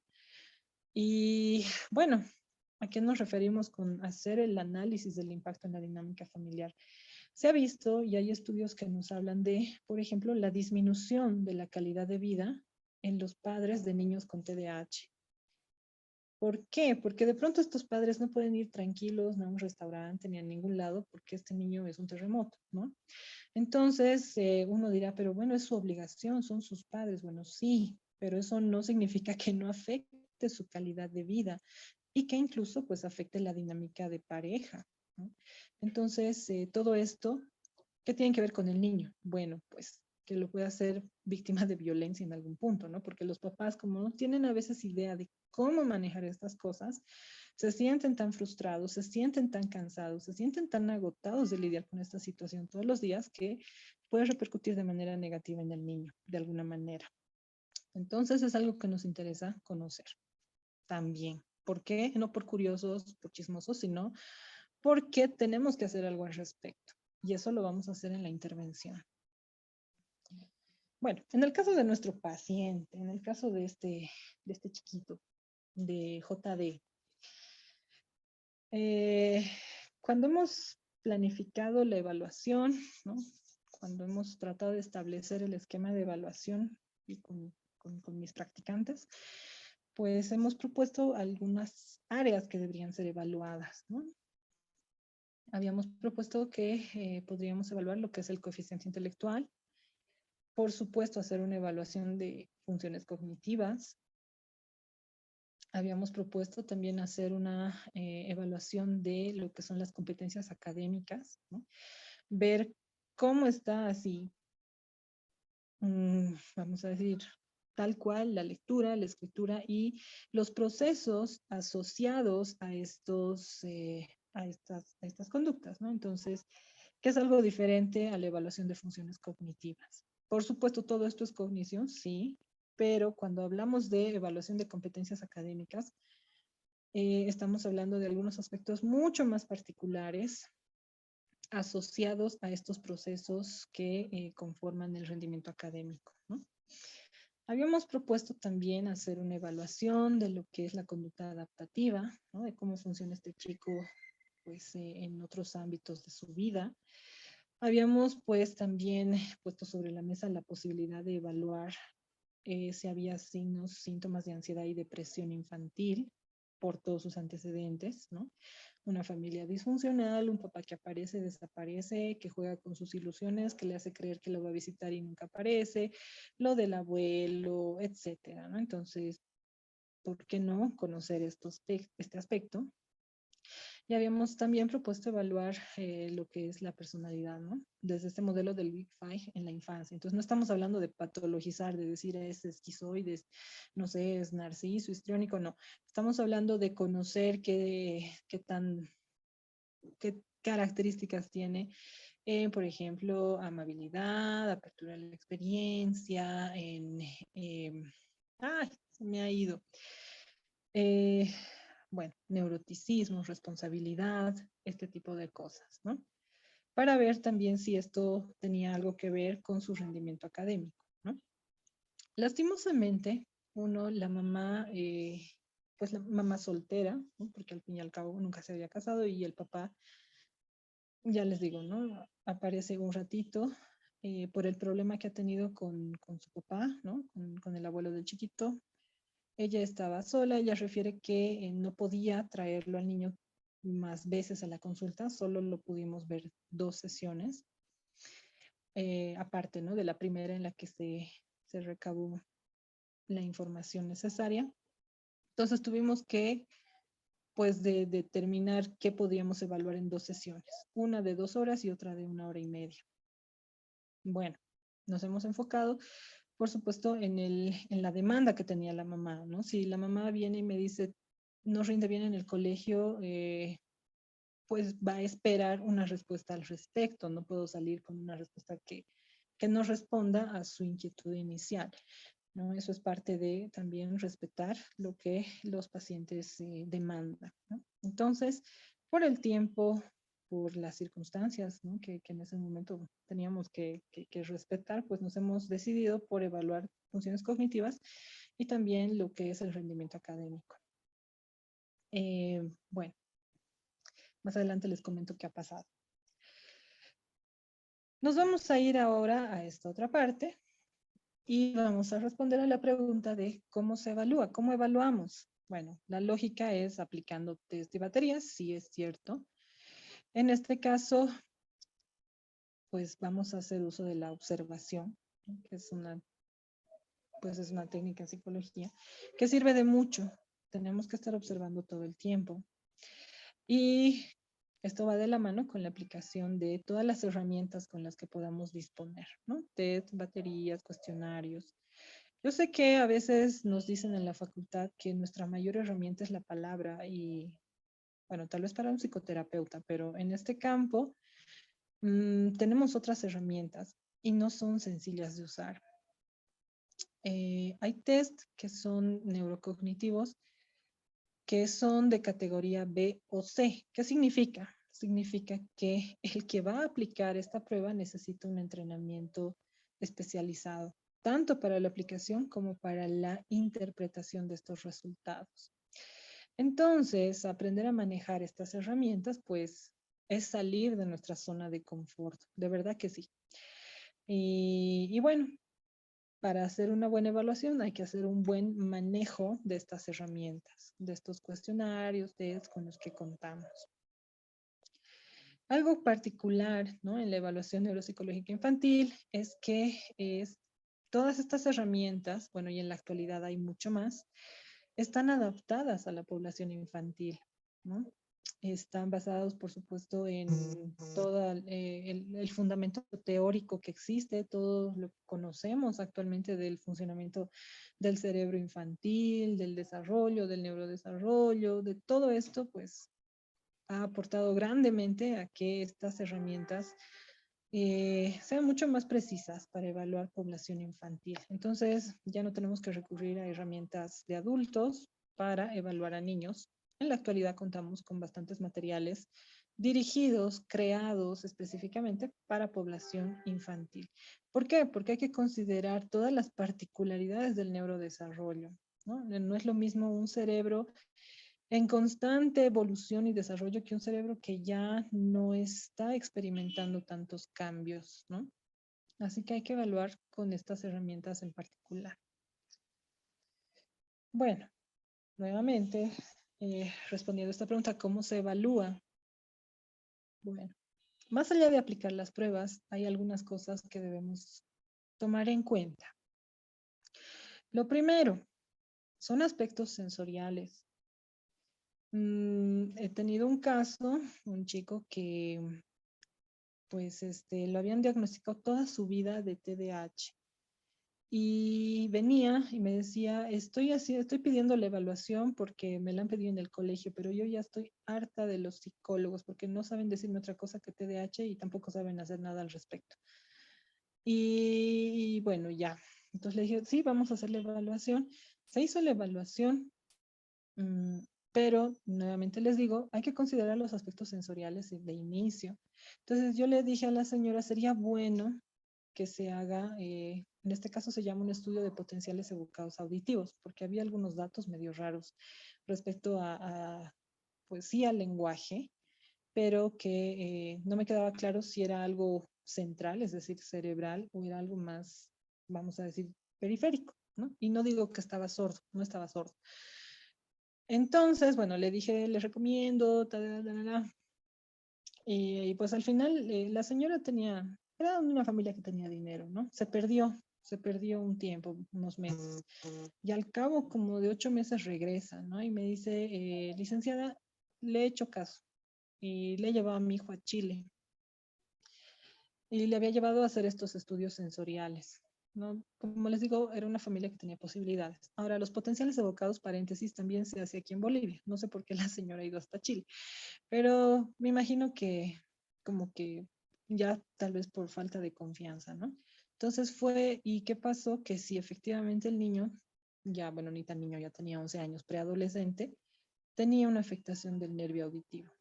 Entonces no era TDAH de ningún lado, no era un trastorno del lenguaje, era una afectación del nervio pues auditivo que toda su vida había influido en la percepción, ¿no? De muchas cosas y repercutía. Parecía inatento, parecía una persona que se distraía, no hablaba bien, no entendía muchas cosas. Y bueno, esa ha sido una gran lección para mí, definitivamente. Cuando estamos frente a determinados problemas del neurodesarrollo, trastornos del neurodesarrollo, descartar aspectos sensoriales es fundamental. Y bueno, le habían hecho una operación o creo que le habían puesto un aparatito. El chico ya estaba escuchando mejor, estaba haciendo terapia de lenguaje. Y bueno, nada más la señora vino a comentarme, ¿no? Y nada más me dijo que bueno, que usted más no me dijo que es TDAH. Por eso he vuelto. Bueno, gracias, ¿no? Muy ruda la señora, ¿no? Pero ya les digo, ha sido una gran lección para mí. Y eso creo que es necesario que también lo sepan, pues ustedes que están incursionando en esto, que se están capacitando, porque tal vez muchos de ustedes trabajan en campo, pues con niños, ¿no? Entonces, los aspectos sensoriales es algo a tomar en cuenta antes de meternos a decir si es un trastorno del lenguaje o alguna otra cosa. Por supuesto, los trastornos del lenguaje van a tener una semiología particular, es cierto, pero aspectos sensoriales sí se deben considerar al inicio, ¿no? Antes de evaluar muchas cosas. Los trastornos del lenguaje, ¿por qué hay que considerar? Porque muchos test y muchas baterías tienen un alto componente verbal. Entonces, un WISC, por ejemplo, es muy verbal el WISC, es exigente a este nivel. Y si este chico, esta chica tiene problemas de lenguaje, puede ser de comprensión o, bueno, está arrastrando ya desde chico un trastorno del lenguaje, por supuesto que le va a ir mal, ¿no? Entonces, eso no nos debería llevar erróneamente a la conclusión de que así tiene un deficiente, ¿qué se llama? Tiene un coeficiente intelectual deficiente. No, tal vez es un problema de lenguaje y no entiende muy bien o no entiende las consignas. Entonces, si vamos a evaluar, por ejemplo, coeficiente intelectual con una prueba altamente verbal, nos aseguraremos de que esta persona pues puede rendir adecuadamente en esta prueba. O sea, por lo menos que el lenguaje no va a ser un, un factor que nos va a empañar el diagnóstico en vez de ayudarnos, ¿no? ¿Y cuál es la solución? Bueno, hay pruebas de coeficiente intelectual que no son verbales, así que se puede aplicar alguna de esas. Otro aspecto a considerar van a ser los problemas comportamentales. Cuando hay problemas comportamentales significativos, a veces tampoco se puede evaluar mucho o no se puede avanzar como uno desea. Una vez trabajé con una adolescente que había sido diagnosticada por su psiquiatra como explosivo intermitente. Y bueno, no sé qué tan, vamos a decir, preciso haya sido, pero sí era una persona muy irritable. Entonces le empezabas a presionar o le planteabas actividades que no podía y empezaba a enojarse y empezaba, por supuesto, a dejar de colaborar. Y lo que me contaba su mamá, su papá, es que eso a veces le pasaba en el colegio y en el colegio pues simplemente se salía de clases o se iba a algún lugar o se botaba al piso. Bastante problemática la muchacha y estamos hablando de una chica que, bueno, hace 2 años tenía como 14, ¿no? Entonces, sí, eso de igual forma frenaba un poquito la evaluación, porque ya les digo, le empezaba a presionar un poco o se le empezaba a poner, ustedes saben, ¿no? A veces las pruebas, o bueno, muchas veces se estructuran de sencillo a difícil, ¿no? Entonces empezamos con los ítems más fáciles y poco a poco se va complicando. Entonces, cuando se va complicando, en este caso, esta persona pues empezaba a molestar, a frustrar, a enojar, ya no quería hacer, se quería ir y bueno, un poquito complicado. Así que los problemas comportamentales también nos pueden empañar un poco la evaluación. ¿Qué más? El tiempo disponible, como en el caso de JD, ¿no? Que su mamá me dijo, no puedo venir más, solo voy a venir 2 sesiones y me puedo quedar más de 1 hora, sí, pero no podemos venir más. Entonces, pues imagínense si yo hubiera planificado un WISC, no sé, la BANFE para funciones ejecutivas y la BANETA para problemas de trastornos del aprendizaje. En el WISC, 2 horas. La BANFE, 2 a 3 horas. La BANETA, 2 a 3 horas. 2, 4, mínimo 6 horas. y solo disponíamos como con 2 horas y media, entonces imposible, no lo íbamos a lograr. Había que economizar el tiempo, ¿no? Entonces, el tiempo disponible. Cuando hacemos evaluaciones hospitalarias, lo propio. Cuando un paciente está hospitalizado, sea niño o sea adulto, por supuesto no va a colaborar contigo 1, 2, 3 horas todos los días. Se tiene que hacer una evaluación breve. Estamos hablando de alguien que está posiblemente atravesando la fase aguda de alguna enfermedad, de algún problema, por lo tanto puede que esté experimentando dolor, malestar. Entonces no podemos pues ir a abusar y quedarnos con él, no sé, lo que dura un whisky, lo que dura pruebas largas, ¿no? En fin, el tiempo es un factor a considerar cuando vamos a evaluar. La edad del niño también, esto es obvio, parece obvio, pero pues hay que considerar que algunas pruebas pues están diseñadas para determinados rangos de edad, interpretar con sus baremos, ¿no? A veces tenemos el problema de que la prueba X es para niños de, yo qué sé, de 6 a 11 años y nuestro paciente tiene 11 años y 2 meses. Y nos ponemos en conflicto. Entonces ahí habrá que revisar los manuales, revisar qué se dice al respecto. Y si no se puede, si no aplica, si el resultado va a perder confiabilidad, pues buscar otra opción. Entonces la edad del niño, y esto muy de la mano también a conocer los hitos del neurodesarrollo, a conocer el desarrollo neuropsicológico, para que clínicamente vayamos teniendo una idea de qué es lo que se espera, ¿no? A cierta edad, en cierto momento. Y finalmente, pues, ¿qué más tenemos que considerar? El grado de colaboración. Puede estar ligado a problemas comportamentales o no, pero es necesario tomar en cuenta esto. A veces uno se planifica bien bonito, ¿no? Dice, a ver, en esta sesión voy a aplicar esto, esto, esto, la próxima y así. Y a veces el niño no colabora. No colabora, por alguna razón no colabora, no quiere, está inquieto, quiere a su mamá o se quiere ir o tiene sueño o está cansado, lo que sea, no colabora y por supuesto no se le puede obligar. Entonces, de tus 3 maravillosas sesiones, una no has hecho absolutamente nada y solo te quedan 2, ¿no? Y no sabes si en la siguiente va a colaborar. Así que es otro aspecto pues también a considerar, ¿no? Y eso es bueno charlarlo con los papás, no decirles, sí, de aquí va a salir, vamos a saber qué tiene. Bueno, sí, es posible. Y eso tenemos que plantear al inicio, decirle, mire, sí, esta evaluación nos permite comprender tales cosas o identificar tales cosas, siempre y cuando pues las condiciones sean las adecuadas, ¿no? O sea, siempre y cuando el niño colabore. A veces a mí me preguntan, ¿cuánto tiempo va a demorar? Pues la respuesta, y es la verdad, depende del rendimiento del niño.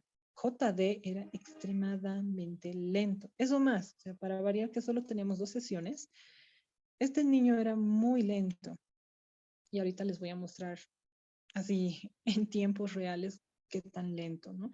Entonces, bueno, ya les digo algunos aspectos, algunas pautas que a veces influyen, ¿no?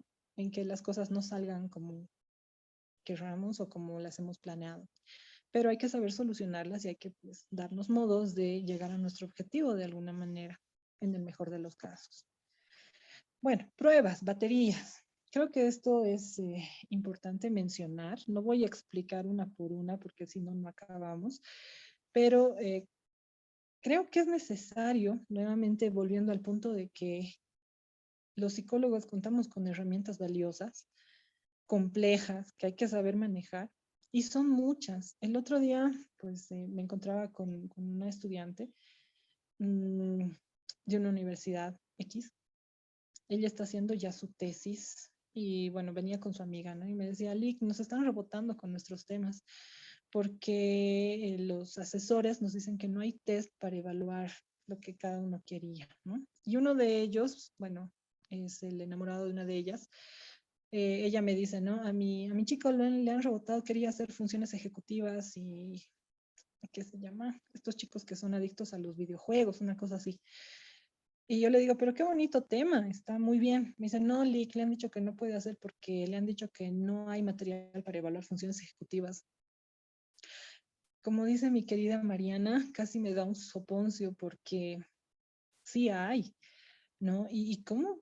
Pues van a decir que no, no, de verdad. Y creo que es porque a veces no conocemos toda la lista de herramientas con las que podríamos contar los psicólogos. Es cierto, muchas de estas herramientas no están disponibles en, yo qué sé, en la librería de nuestro barrio, de la ciudad. Es cierto que muchos de estos materiales no los tenemos en Bolivia, pero de que hay material para evaluar cosas, sí hay. Y que, bueno, podríamos darnos los modos de conseguir, también podríamos hacerlo, ¿no? Entonces, creo que es necesario que conozcamos, aunque ya les digo, lastimosamente no podríamos ir a una librería y decir, deme, no sé, el Cumanín o deme tal cosa. Ahora, ayuda mucho, he visto páginas que están sacando mucho material. Esto pues es una gran ayuda, facilita mucho, ¿no? Muchas de estas baterías no las tenemos, es cierto, pero siempre sean curiosos, ¿no? Que no venga alguien y les diga, no se puede evaluar eso porque no hay materiales. O sea, ¿en qué año vive, no? Sí hay, en la actualidad sí se pueden evaluar las funciones ejecutivas, sí se pueden evaluar otras variables y bueno, hay que conocer. Entonces, bueno, baterías neuropsicológicas a grandes rasgos. La lista es muy larga, aquí están mencionadas algunas.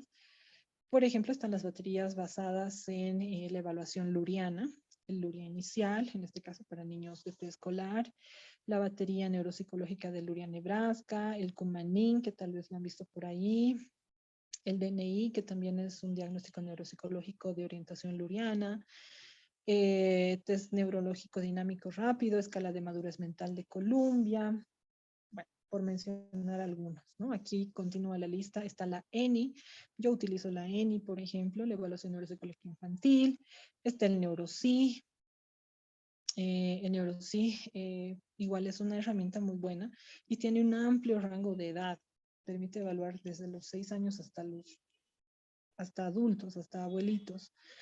Después, bueno, hay otros test que están en inglés.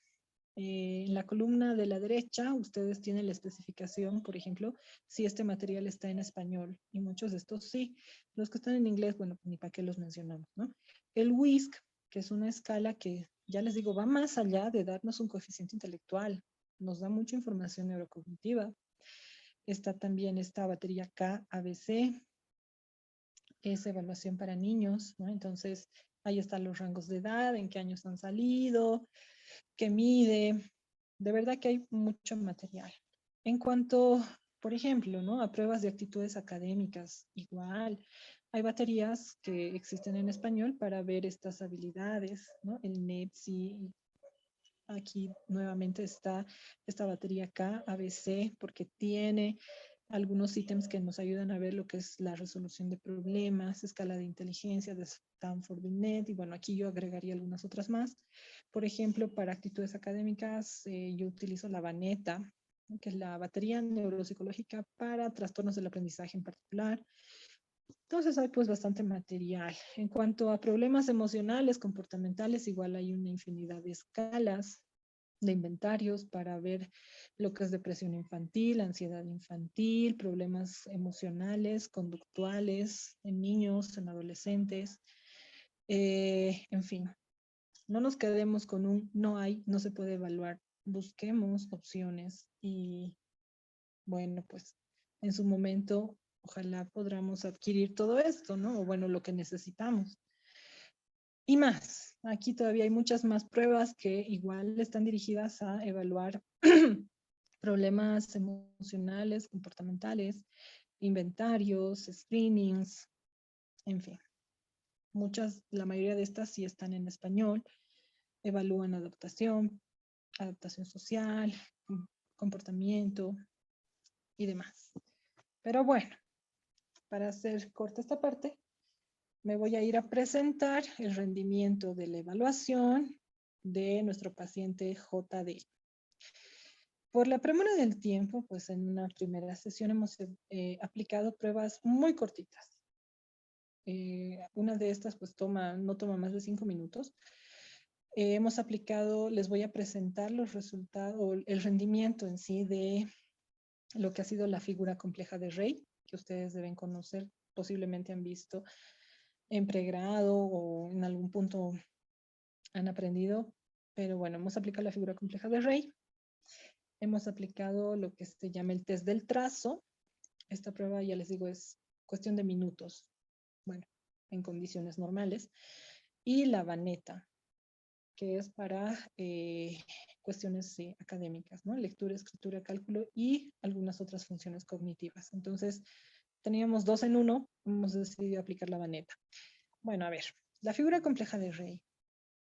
Ustedes tienen el diseño en la parte superior derecha, esa es la figura. La consigna es copiar esta figura.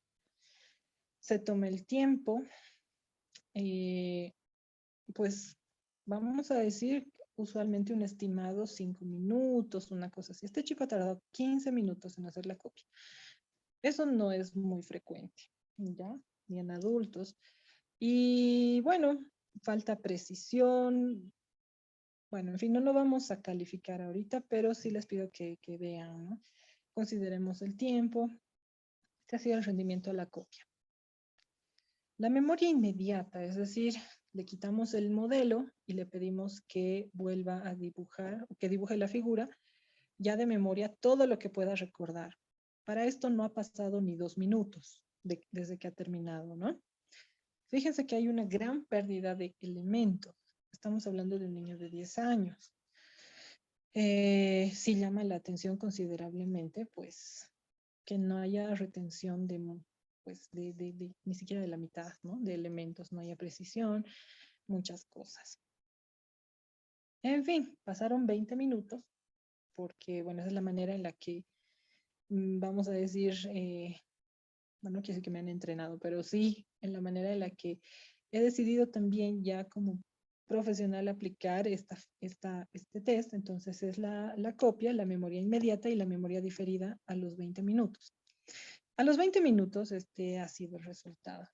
El chico no tenía idea de lo que había dibujado al principio, ¿no? Entonces, incluso para ayudarle, yo le mostré la tarjeta del revés, ¿no? Le dije, mira, te acuerdas aquí, ¿no? Porque era la única cartulina que yo le había mostrado en todo ese lapso, era como que una pauta, ¿no? Decir, ah, sí, esa era la tarjeta, ¿no? En fin, no, le mostré la tarjeta al revés, no se veía la figura, por supuesto, le dije, aquí había una figura que has copiado hace unos minutos, nada, ninguna pauta, ni una línea, ni un triángulo. Si ustedes se fijan, pues ha dibujado pues cualquier otra cosa. Esto, por supuesto, tiene su interpretación semiológica clínica muy particular, ¿no? En el TMT, en el test del trazo, este test, como les comento, es sencillo, es fácil de aplicar y es, en cuestión de tiempo, es uno de los más rápidos. Entonces, en este test, ¿qué se tiene que hacer? Tenemos números del 1 al 25 desordenados, tenemos que unir con un trazo. El chico ha logrado concluir la tarea, ha logrado unir los números en orden ascendente sin equivocarse, siguiendo la consigna, ha llegado al 25, pero esto lo ha hecho en 10 minutos. El tiempo estimado normal para esto son 30 segundos. Entonces, pues no estamos hablando del doble ni del triple, estamos hablando de un tiempo mucho más amplio, ¿no? Para haber concluido la tarea. Y bueno, la mamá refería eso también en la entrevista, ¿no? Decía, es muy lento para hacer las cosas. Mientras él está copiando de la pizarra, la profesora ya ha borrado. Y eso además, obviamente, repercutía, ¿no? En la escuela. Y lo hemos podido ver en las pruebas, ¿no? Sí, realmente muy lento. En la parte B, bueno, aquí sí hemos tenido ya problemas del TMT. Lo que hacemos es añadir un elemento que serían las letras. Tenemos números y letras, se trata de unir números y letras intercalando, ¿no? Un número, una letra, un número, una letra, en orden, los números en orden ascendente, las letras en orden alfabético. Esto es una tarea sencilla, pero ejecutiva. Es una tarea muy exigente a nivel ejecutivo. Posiblemente una persona neurológicamente intacta lo hace fácil, ¿no? No tiene problemas para resolver esto, pero cuando hay ciertos problemas cognitivos, sobre todo ejecutivos, las personas tienen dificultades para resolver este tipo de actividades. Y bueno, en este caso este chico sí, ha tenido dificultades, lo estaba haciendo bien, por ahí se ha saltado un número y al final obviamente no cuadraba, ¿no? No ha llegado a unir al último número que sería el 13. Después, la baneta es larga. No les voy a presentar todo lo que hemos hecho en la baneta, pero sí les voy a mostrar algo que me llamó mucho la atención. Y era una capacidad de comprensión verbal altamente afectada, a nivel oral y también escrito. En este caso, en la parte superior, pues se tienen estas figuras geométricas y el evaluador lo que hace es pedirle que haga siga ciertas instrucciones, ¿no? Por ejemplo, une con una línea el círculo grande con el cuadrado pequeño, digamos, ¿no? Entonces el chico, el niño tiene que hacer eso. Tacha, yo qué sé, las figuras pequeñas, encierren un círculo tal figura. Entonces son 10 instrucciones. De las 10 instrucciones, solo hemos logrado hacer 2, pero de las 2, solo una ha sido correcta, la del triángulo, si mal no recuerdo. La otra, no. O sea, el chico no entendía qué era lo que tenía que hacer. Entonces, una afectación en la comprensión del lenguaje oral muy importante. Y lo mismo para el lenguaje escrito, ¿no? Es decir, podría mejorar tal vez, ¿no? Si él lee la instrucción y bueno, hace tal vez, ¿no? Es una opción. Podría mejorar su rendimiento, pero no, igual, el rendimiento muy deficiente. Me ha llamado mucho la atención porque este nivel de deficiencia en el lenguaje comprensivo tampoco es frecuente de los trastornos del aprendizaje, no a ese nivel. Y bueno, en aritmética igual se le pide que escriba, en 5000 ha puesto 500 y me dice ya no sé más. Quedamos ahí. En cuestión de series numéricas, solo pudimos hacer el ejemplo y el primer ejercicio, después no comprendía pues cómo tenía que hacer, ¿no? Las series de igual forma, ¿no? El chico me dijo, no, no entiendo qué tengo que hacer. Me cansé. Listo. Bueno, entonces, lo que pasaba en este caso es bien interesante. Ahorita les comento. Pequeño paréntesis, nota importante en la evaluación.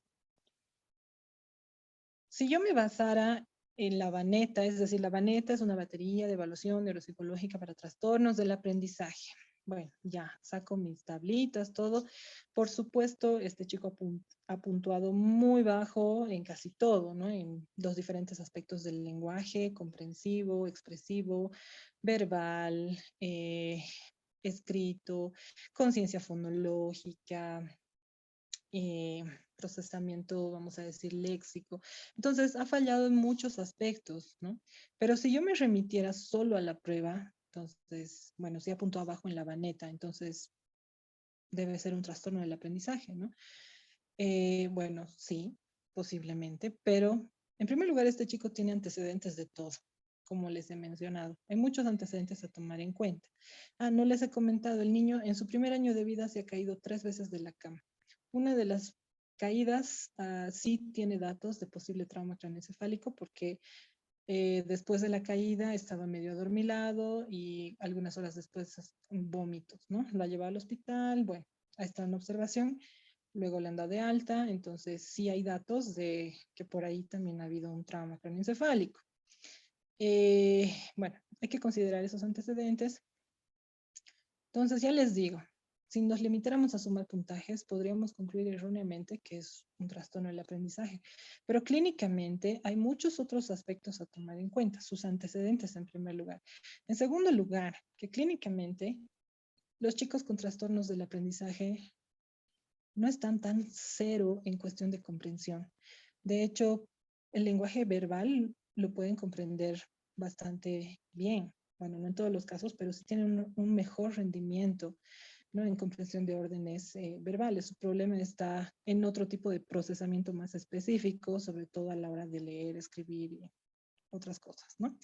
Entonces, haciendo este análisis, pues, la conclusión ha sido que no es un trastorno del aprendizaje, eh, y bueno, ahorita vamos a comentar algunas cosas más. Esto nos lleva a lo siguiente, y ya para ir casi finalizando todo esto. El diagnóstico neuropsicológico es clínico.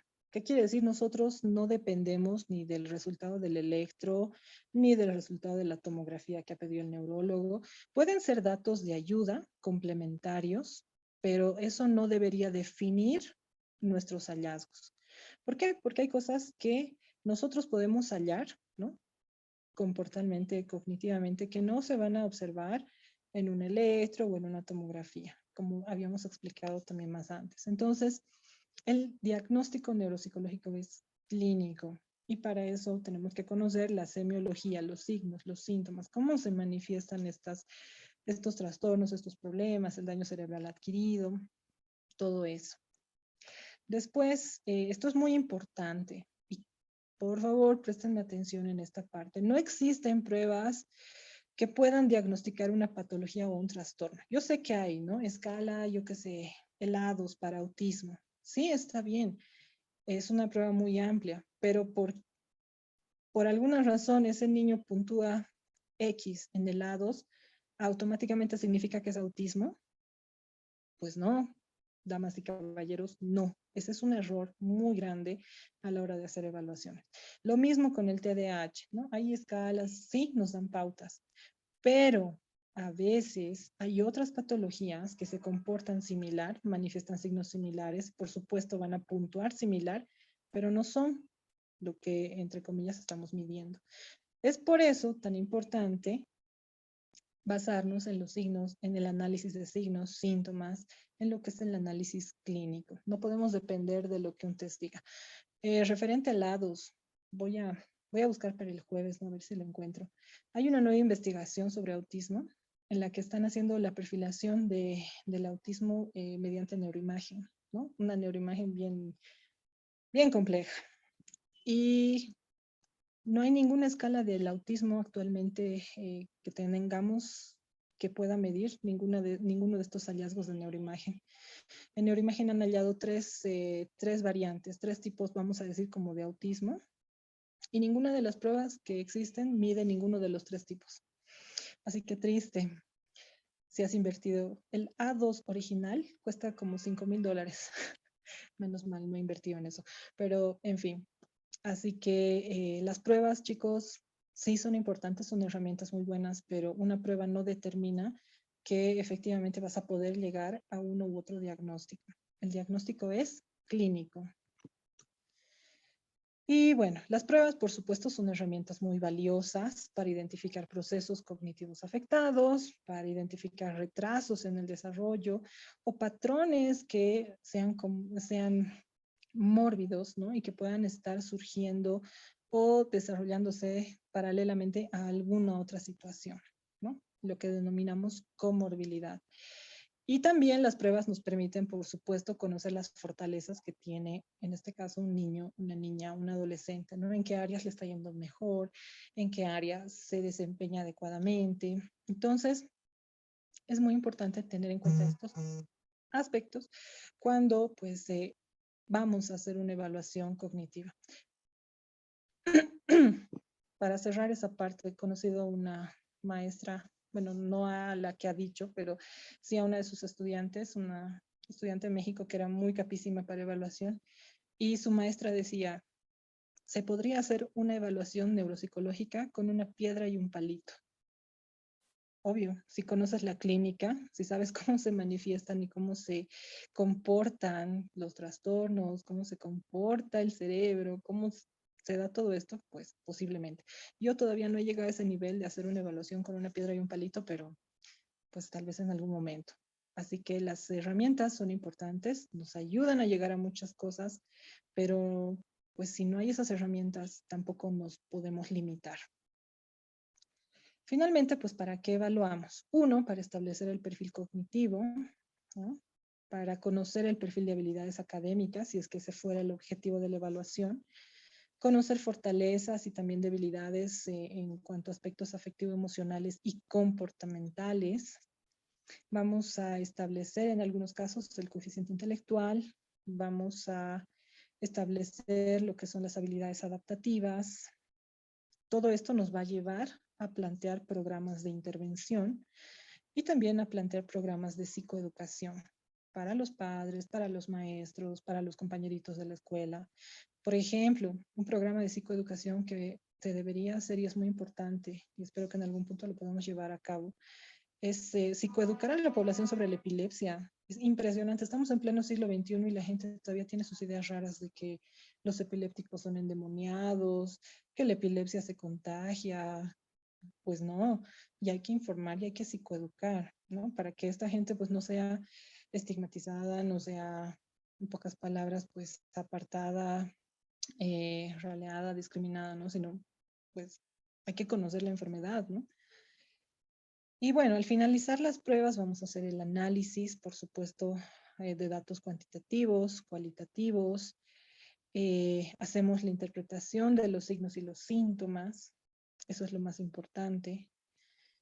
Finalmente, en la fase de resultados, diagnóstico, vamos a identificar la presencia de síndromes, de déficits, posiblemente de trastornos. Vamos a hacer también la identificación de fortalezas. Podemos plantear un diagnóstico clínico, es opcional, esto no es obligatorio, es decir, a veces los psicólogos creemos que si no hacemos el diagnóstico, si nuestro informe no tiene diagnóstico, hemos fracasado. No es así. A veces pues la sintomatología es tan grande, o a veces hay enfermedades que requieren de confirmación genética, entonces sería un error lanzarnos a decir es tal cosa. ¿Por qué? Porque nosotros ni vemos los genes, ni somos la confirmación genética, ni nada, entonces nos limitamos a hacer una detallada descripción de los síndromes hallados, de cómo se está comportando esto, y ya, el médico pedirá la confirmación genética en el caso de que se pueda. Y la entrega de resultados, planeamiento de la intervención. Eso es algo muy importante al finalizar la evaluación y eso es algo de lo que vamos a hablar, por supuesto, en la próxima sesión, que es la intervención como tal. ¿Listo? Para cerrar, nuestro caso, el niño JD. Bueno, hemos cerrado la sesión, se le ha devuelto los resultados, se le ha explicado a la mamá qué ha pasado y qué es lo que se recomienda aquí. Primero, pues hemos recomendado una intervención neuropsicológica, ¿no? Porque el chico está grande, está pasando el tiempo, necesita intervención. Hemos propuesto también realizar principalmente que la mamá o el niño o ambos, idealmente ambos, pues sigan algún tipo de psicoterapia, porque la mamá también está muy afectada por muchas cosas que han pasado. La mamá está en negación, la mamá cree que su niño va a terminar la universidad como cualquier otro niño. Así como está el chiquito ahorita, es bien complicado, siendo realistas, ¿no? Entonces, la mamá también tiene que aceptar muchas cosas, es decir, tiene ideas muy grandes del futuro, pero tampoco está haciendo nada ahora como para, pues, decir, sí, mi hijo va a lograr tal cosa, porque tampoco, pues, se ha confirmado, digamos, hacer una intervención o buscar algún tipo de ayuda. Y bueno, otro tipo de intervenciones se le ha recomendado, pues, que haga una reconsulta con el neurólogo, porque ya no había ido tampoco donde el neurólogo. Fue donde el neurólogo y un hallazgo que ha sido muy importante. Por supuesto, lo que hemos visto no era un simple trastorno del aprendizaje. El chico tiene epilepsia y le acaban de diagnosticar. Entonces, eso por supuesto hace que muchos de los síntomas que hemos observado cobren sentido, porque en mi vida he visto que un niño con trastornos del aprendizaje se olvida la figura compleja de Rey a los 20 minutos. Por lo menos una línea, por lo menos un triángulo. Ni siquiera una persona con demencia a veces pierde esa cantidad de información, bueno, dependiendo del el estado, ¿no? De la demencia. Entonces, bueno, pues hay un problema médico más asociado, que en este caso sería epilepsia. La mamá no se da cuenta porque el chico no convulsiona como usualmente tenemos la idea, ¿no? Aparentemente son crisis de ausencia y crisis nocturnas, ¿no? Cuando está durmiendo, entonces no se nota. Y bueno, está recibiendo tratamiento ya para eso. El neurólogo le ha pedido una resonancia magnética también funcional para ver si, por qué se está dando la epilepsia, ¿no? Si es algo más que puede estar pasando. Entonces, el proceso de evaluación, pues, es ese, ¿no? Empezamos recabando información, nos planteamos qué vamos a hacer, evaluamos, interpretamos, devolvemos resultados y hacemos recomendaciones, propuestas de intervención, damos soluciones, ¿no? Bueno, hasta aquí llegamos entonces el día de hoy. Me recontra pasado de la hora. Mil disculpas. Pero bueno, pues sí es bastante material y sí o sí tenemos que terminar esto el día de hoy para que el día jueves podamos ver ya la segunda parte, que es justamente la intervención. Muchísimas gracias, Selmita. Bueno, no sé si podemos realizar tal vez unas cuantas preguntas, si es que hubiera, pues por parte de las personas que están acá conectadas, si alguien gusta realizar.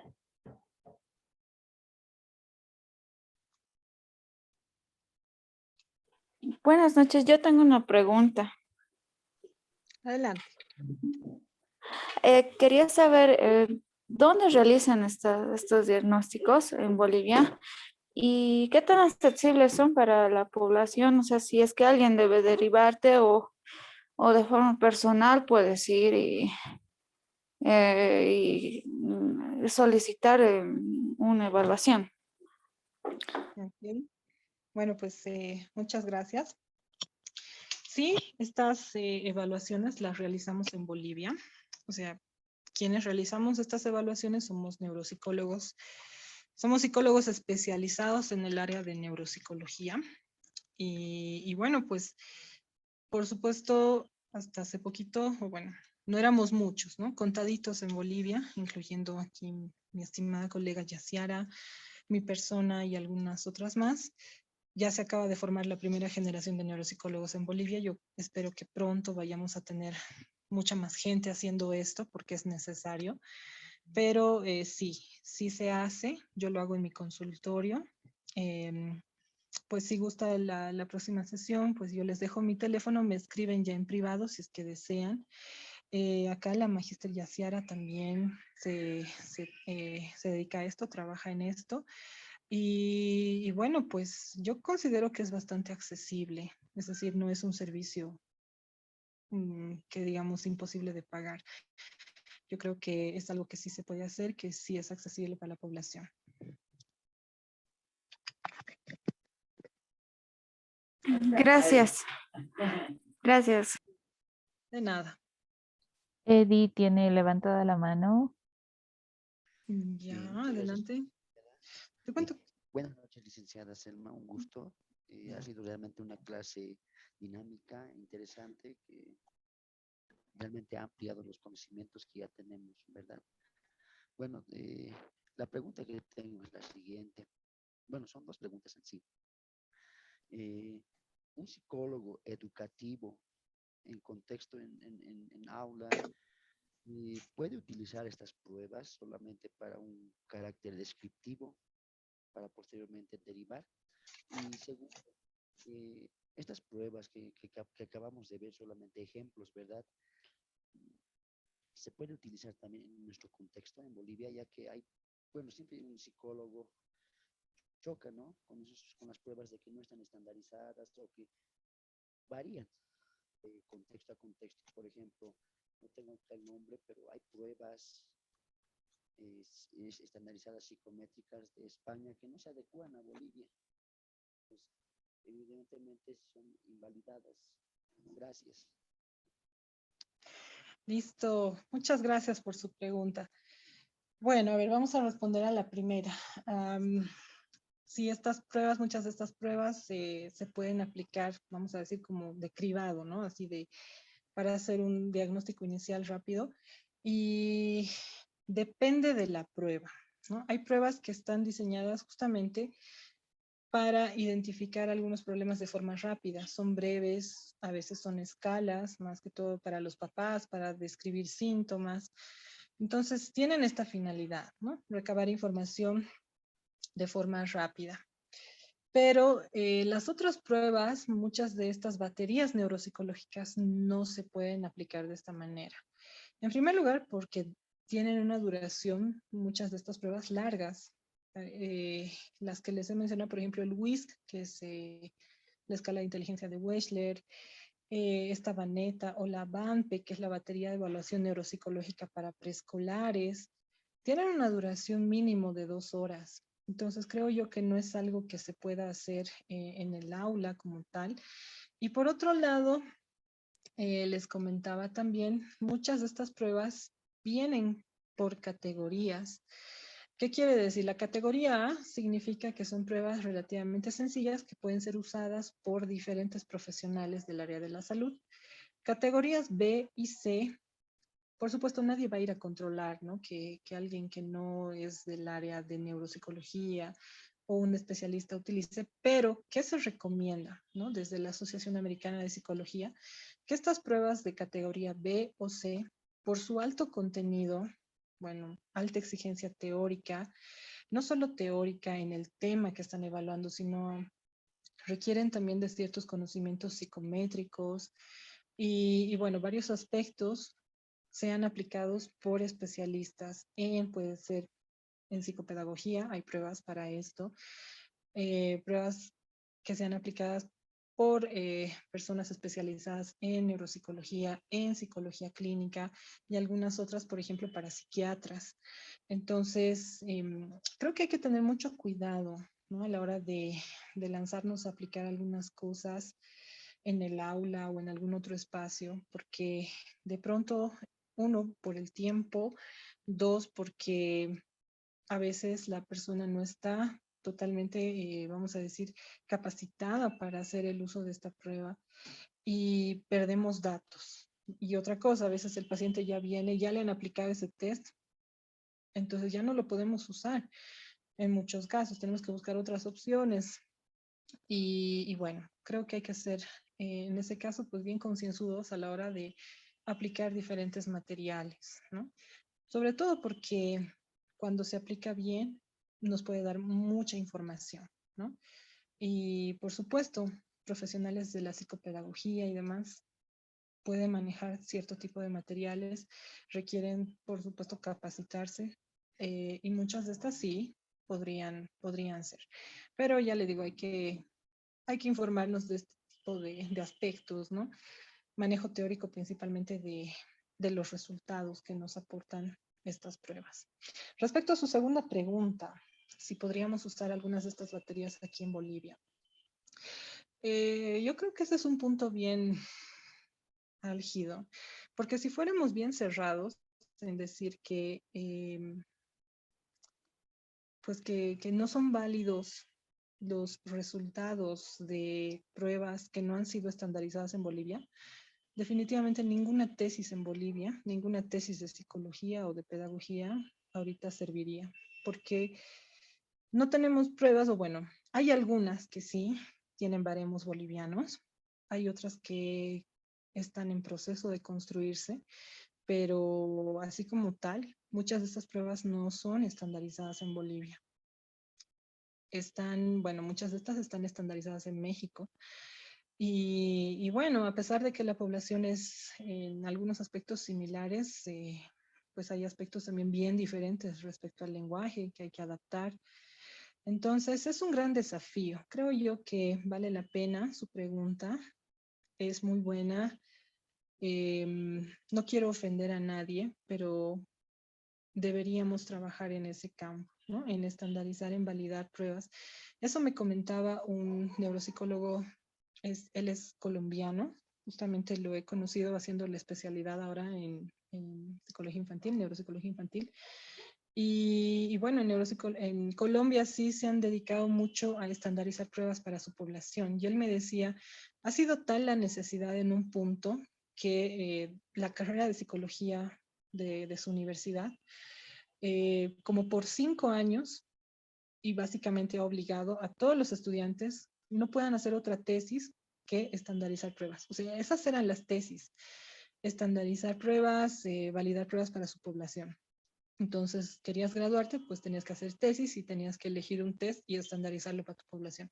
Y de esa manera, pues actualmente cuentan con un amplio rango de pruebas adecuadas a su población.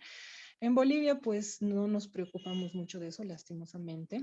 Esperemos que a partir de todo este movimiento que está surgiendo desde la neuropsicología sí podamos hacerlo, porque muy pocas veces nos preocupamos, ¿no? Y por otro lado, discúlpeme, es un chiste a veces la adaptación de pruebas, es decir, con la firma entre comillas, de un experto, ya la prueba vale en Bolivia. Yo no sé de dónde se han sacado la idea que esa es la forma de validar pruebas para una población. Esa no es la manera. La manera de validar pruebas es un proceso sí más complejo, más moroso, más tardado, por supuesto, pero la manera correcta pues es hacer pruebas piloto, es hacer muchas cosas antes de decir, sí, esta prueba funciona en Bolivia y no simplemente ver que el lenguaje sea comprensible para nuestra población, entre comillas, ¿no? Entonces, en ese aspecto sí hay mucho trabajo que hacer, nos queda un camino largo por recorrer.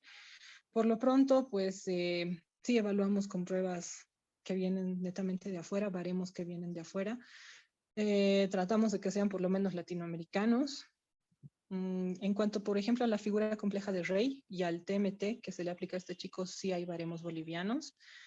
De la Baneta no, solo su baremo mexicano. Entonces, bueno, esa es nuestra realidad en este sentido y hay mucho que trabajar en ese campo. Eso es la verdad, eso es cierto. Espero haber contestado sus preguntas. Muchas gracias, licenciada. Realmente es hermoso escucharla y compartir sus conocimientos. Y una última petición antes de terminar mi intervención, mi participación. ¿Será que pueda haber la posibilidad, licenciada, por favor, que nos pueda compartir algunas pruebas o algún listado de pruebas que como psicólogo, por ejemplo, en mi caso estoy enfocado más en la psicología educativa, podamos utilizar? Muchas gracias. Ok. Ya. Les podría facilitar un listado de pruebas. Muchas de estas, las pruebas como tal, lastimosamente no. ¿Por qué? Bueno, en primer lugar, porque las pruebas que manejo son grandes, son baterías amplias y son baterías originales. Y bueno, aquí tendría que consultar con mis socios, pero pues una de las condiciones, digamos, con la persona que compra el material es justamente no piratearlo. Así que pues en algún momento también yo les recomiendo, vale la pena invertir en su material, háganlo. Les puedo dar, pues por supuesto, listado de pruebas que les pueden servir. Y en Facebook, de verdad, busquen, hay páginas de test, de verdad que hay muchos test que ahora están mucho más accesibles. También podríamos ver eso la próxima para que pues ustedes puedan ver qué necesitan y tal vez puedan justamente adquirir lo que necesitan.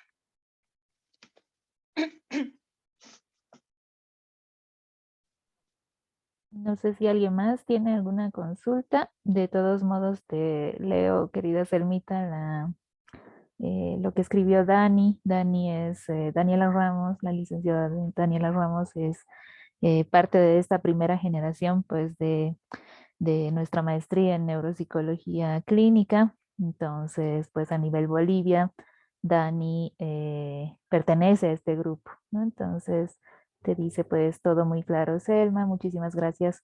Un gusto escucharla nuevamente.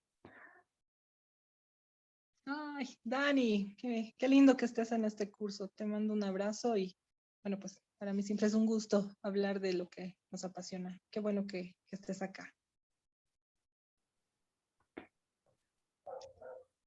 Bueno, muchachos, si no tuvieran más preguntas o alguna otra intervención, pues entonces ya dejaríamos descansar a la Magíster Selma de Portugal, que ha estado seguramente pues dando clases desde muy temprano y ya se nos está quedando sin voz, ¿verdad? Hoy día sí ha sido maratónico y bueno, antes de cerrar, me disculpo mucho por la demora. Se me fue por completo que hoy día tenía clases hasta las 6:30, pero bueno, logré salir un poquito antes, aunque sea, y el día jueves voy a estar 6 en punto. El día jueves no tengo ese problema. Gracias Ok, por su comprensión. Nos ok, vemos el mil, jueves. mil gracias. Una última intervención nada más de Bruno, por favor, y ya cerramos con él. Ok. Ok, gracias, buenas noches.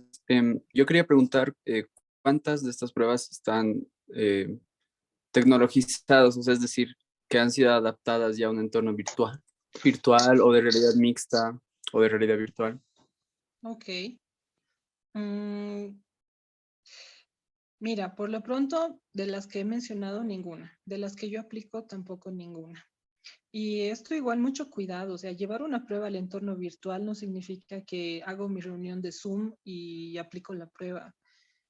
De ninguna manera, menos en neuropsicología y menos en neuropsicología infantil. ¿Por qué? Imagínense que estoy evaluando lenguaje, pero no sé si el niño no repite bien cuando estoy evaluando conciencia fonológica porque su internet es lento, porque no me escucha bien o porque, no sé, hay algún tipo de interferencia. Entonces, realmente hay muchas limitaciones que todavía, por lo menos desde la neuropsicología, no hemos podido subsanar.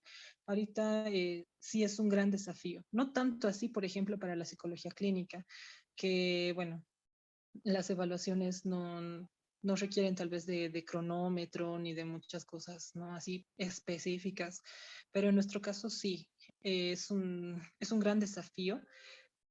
Ya te digo, tenía conocimiento. En México había un muchacho que estaba tratando de hacer, por ejemplo, la figura compleja de Rey para tablet. Entonces, ya ni siquiera tú tenías que tomar registro de cómo hacía la figura, sino que la aplicación iba registrando los movimientos, ¿no? Si eran de arriba hacia abajo, de izquierda a derecha, iba registrando, por supuesto, el número de movimientos, la dirección de los movimientos, el orden en el que se daban los movimientos, que al fin y al cabo, al hacer un análisis semiológico pormenorizado es importante. Y bueno, otros aspectos, vamos a decir, más amplios, ¿no? Que usualmente lo vemos en la hoja y papel. Entonces, estaba en eso. De eso sí sé. Y me imagino que en algunos otros casos, pues también se está, vamos a decir, ya hay, por ejemplo, la posibilidad de calificar tus pruebas online. Creo que ya vamos empezando por ahí. Después, en intervención, sí, más que en evaluación. En intervención se está planteando las intervenciones en realidad virtual, por ejemplo. Justamente con esta idea de hacer intervenciones ecológicas, ¿no? Que no sea trabajo que se quede en el consultorio, sino que sean actividades que de pronto le sirvan al paciente en su vida cotidiana. Entonces, para recrear algo así necesitamos, por ejemplo, realidad virtual. Entonces, sí, en algunos campos se está avanzando. Ya te digo, de las pruebas que yo utilizo, de las que tengo conocimiento, no hay todavía. Y en cuanto a neuropsicología, sí es un desafío, más que para otras áreas de la psicología. Eso es lo que te podría decir. Vale, muchas gracias. De nada. Bueno, entonces con esta última intervención, te agradecemos nuevamente, Selmita, por brindarnos pues esta sesión, esta dinámica que hemos tenido, tanto también en cuanto a las preguntas y respuestas que nos has podido brindar. Muchísimas gracias también a todos por haber esperado este tiempito de inicio y pues estaremos el día jueves nuevamente con la Magíster Selma Portugal y pues un abrazo para todos, que tengan muy buena noche y muchísimas gracias nuevamente. Igual, pues un abrazo para todos. Buenas noches. Los veo el jueves. Adiós.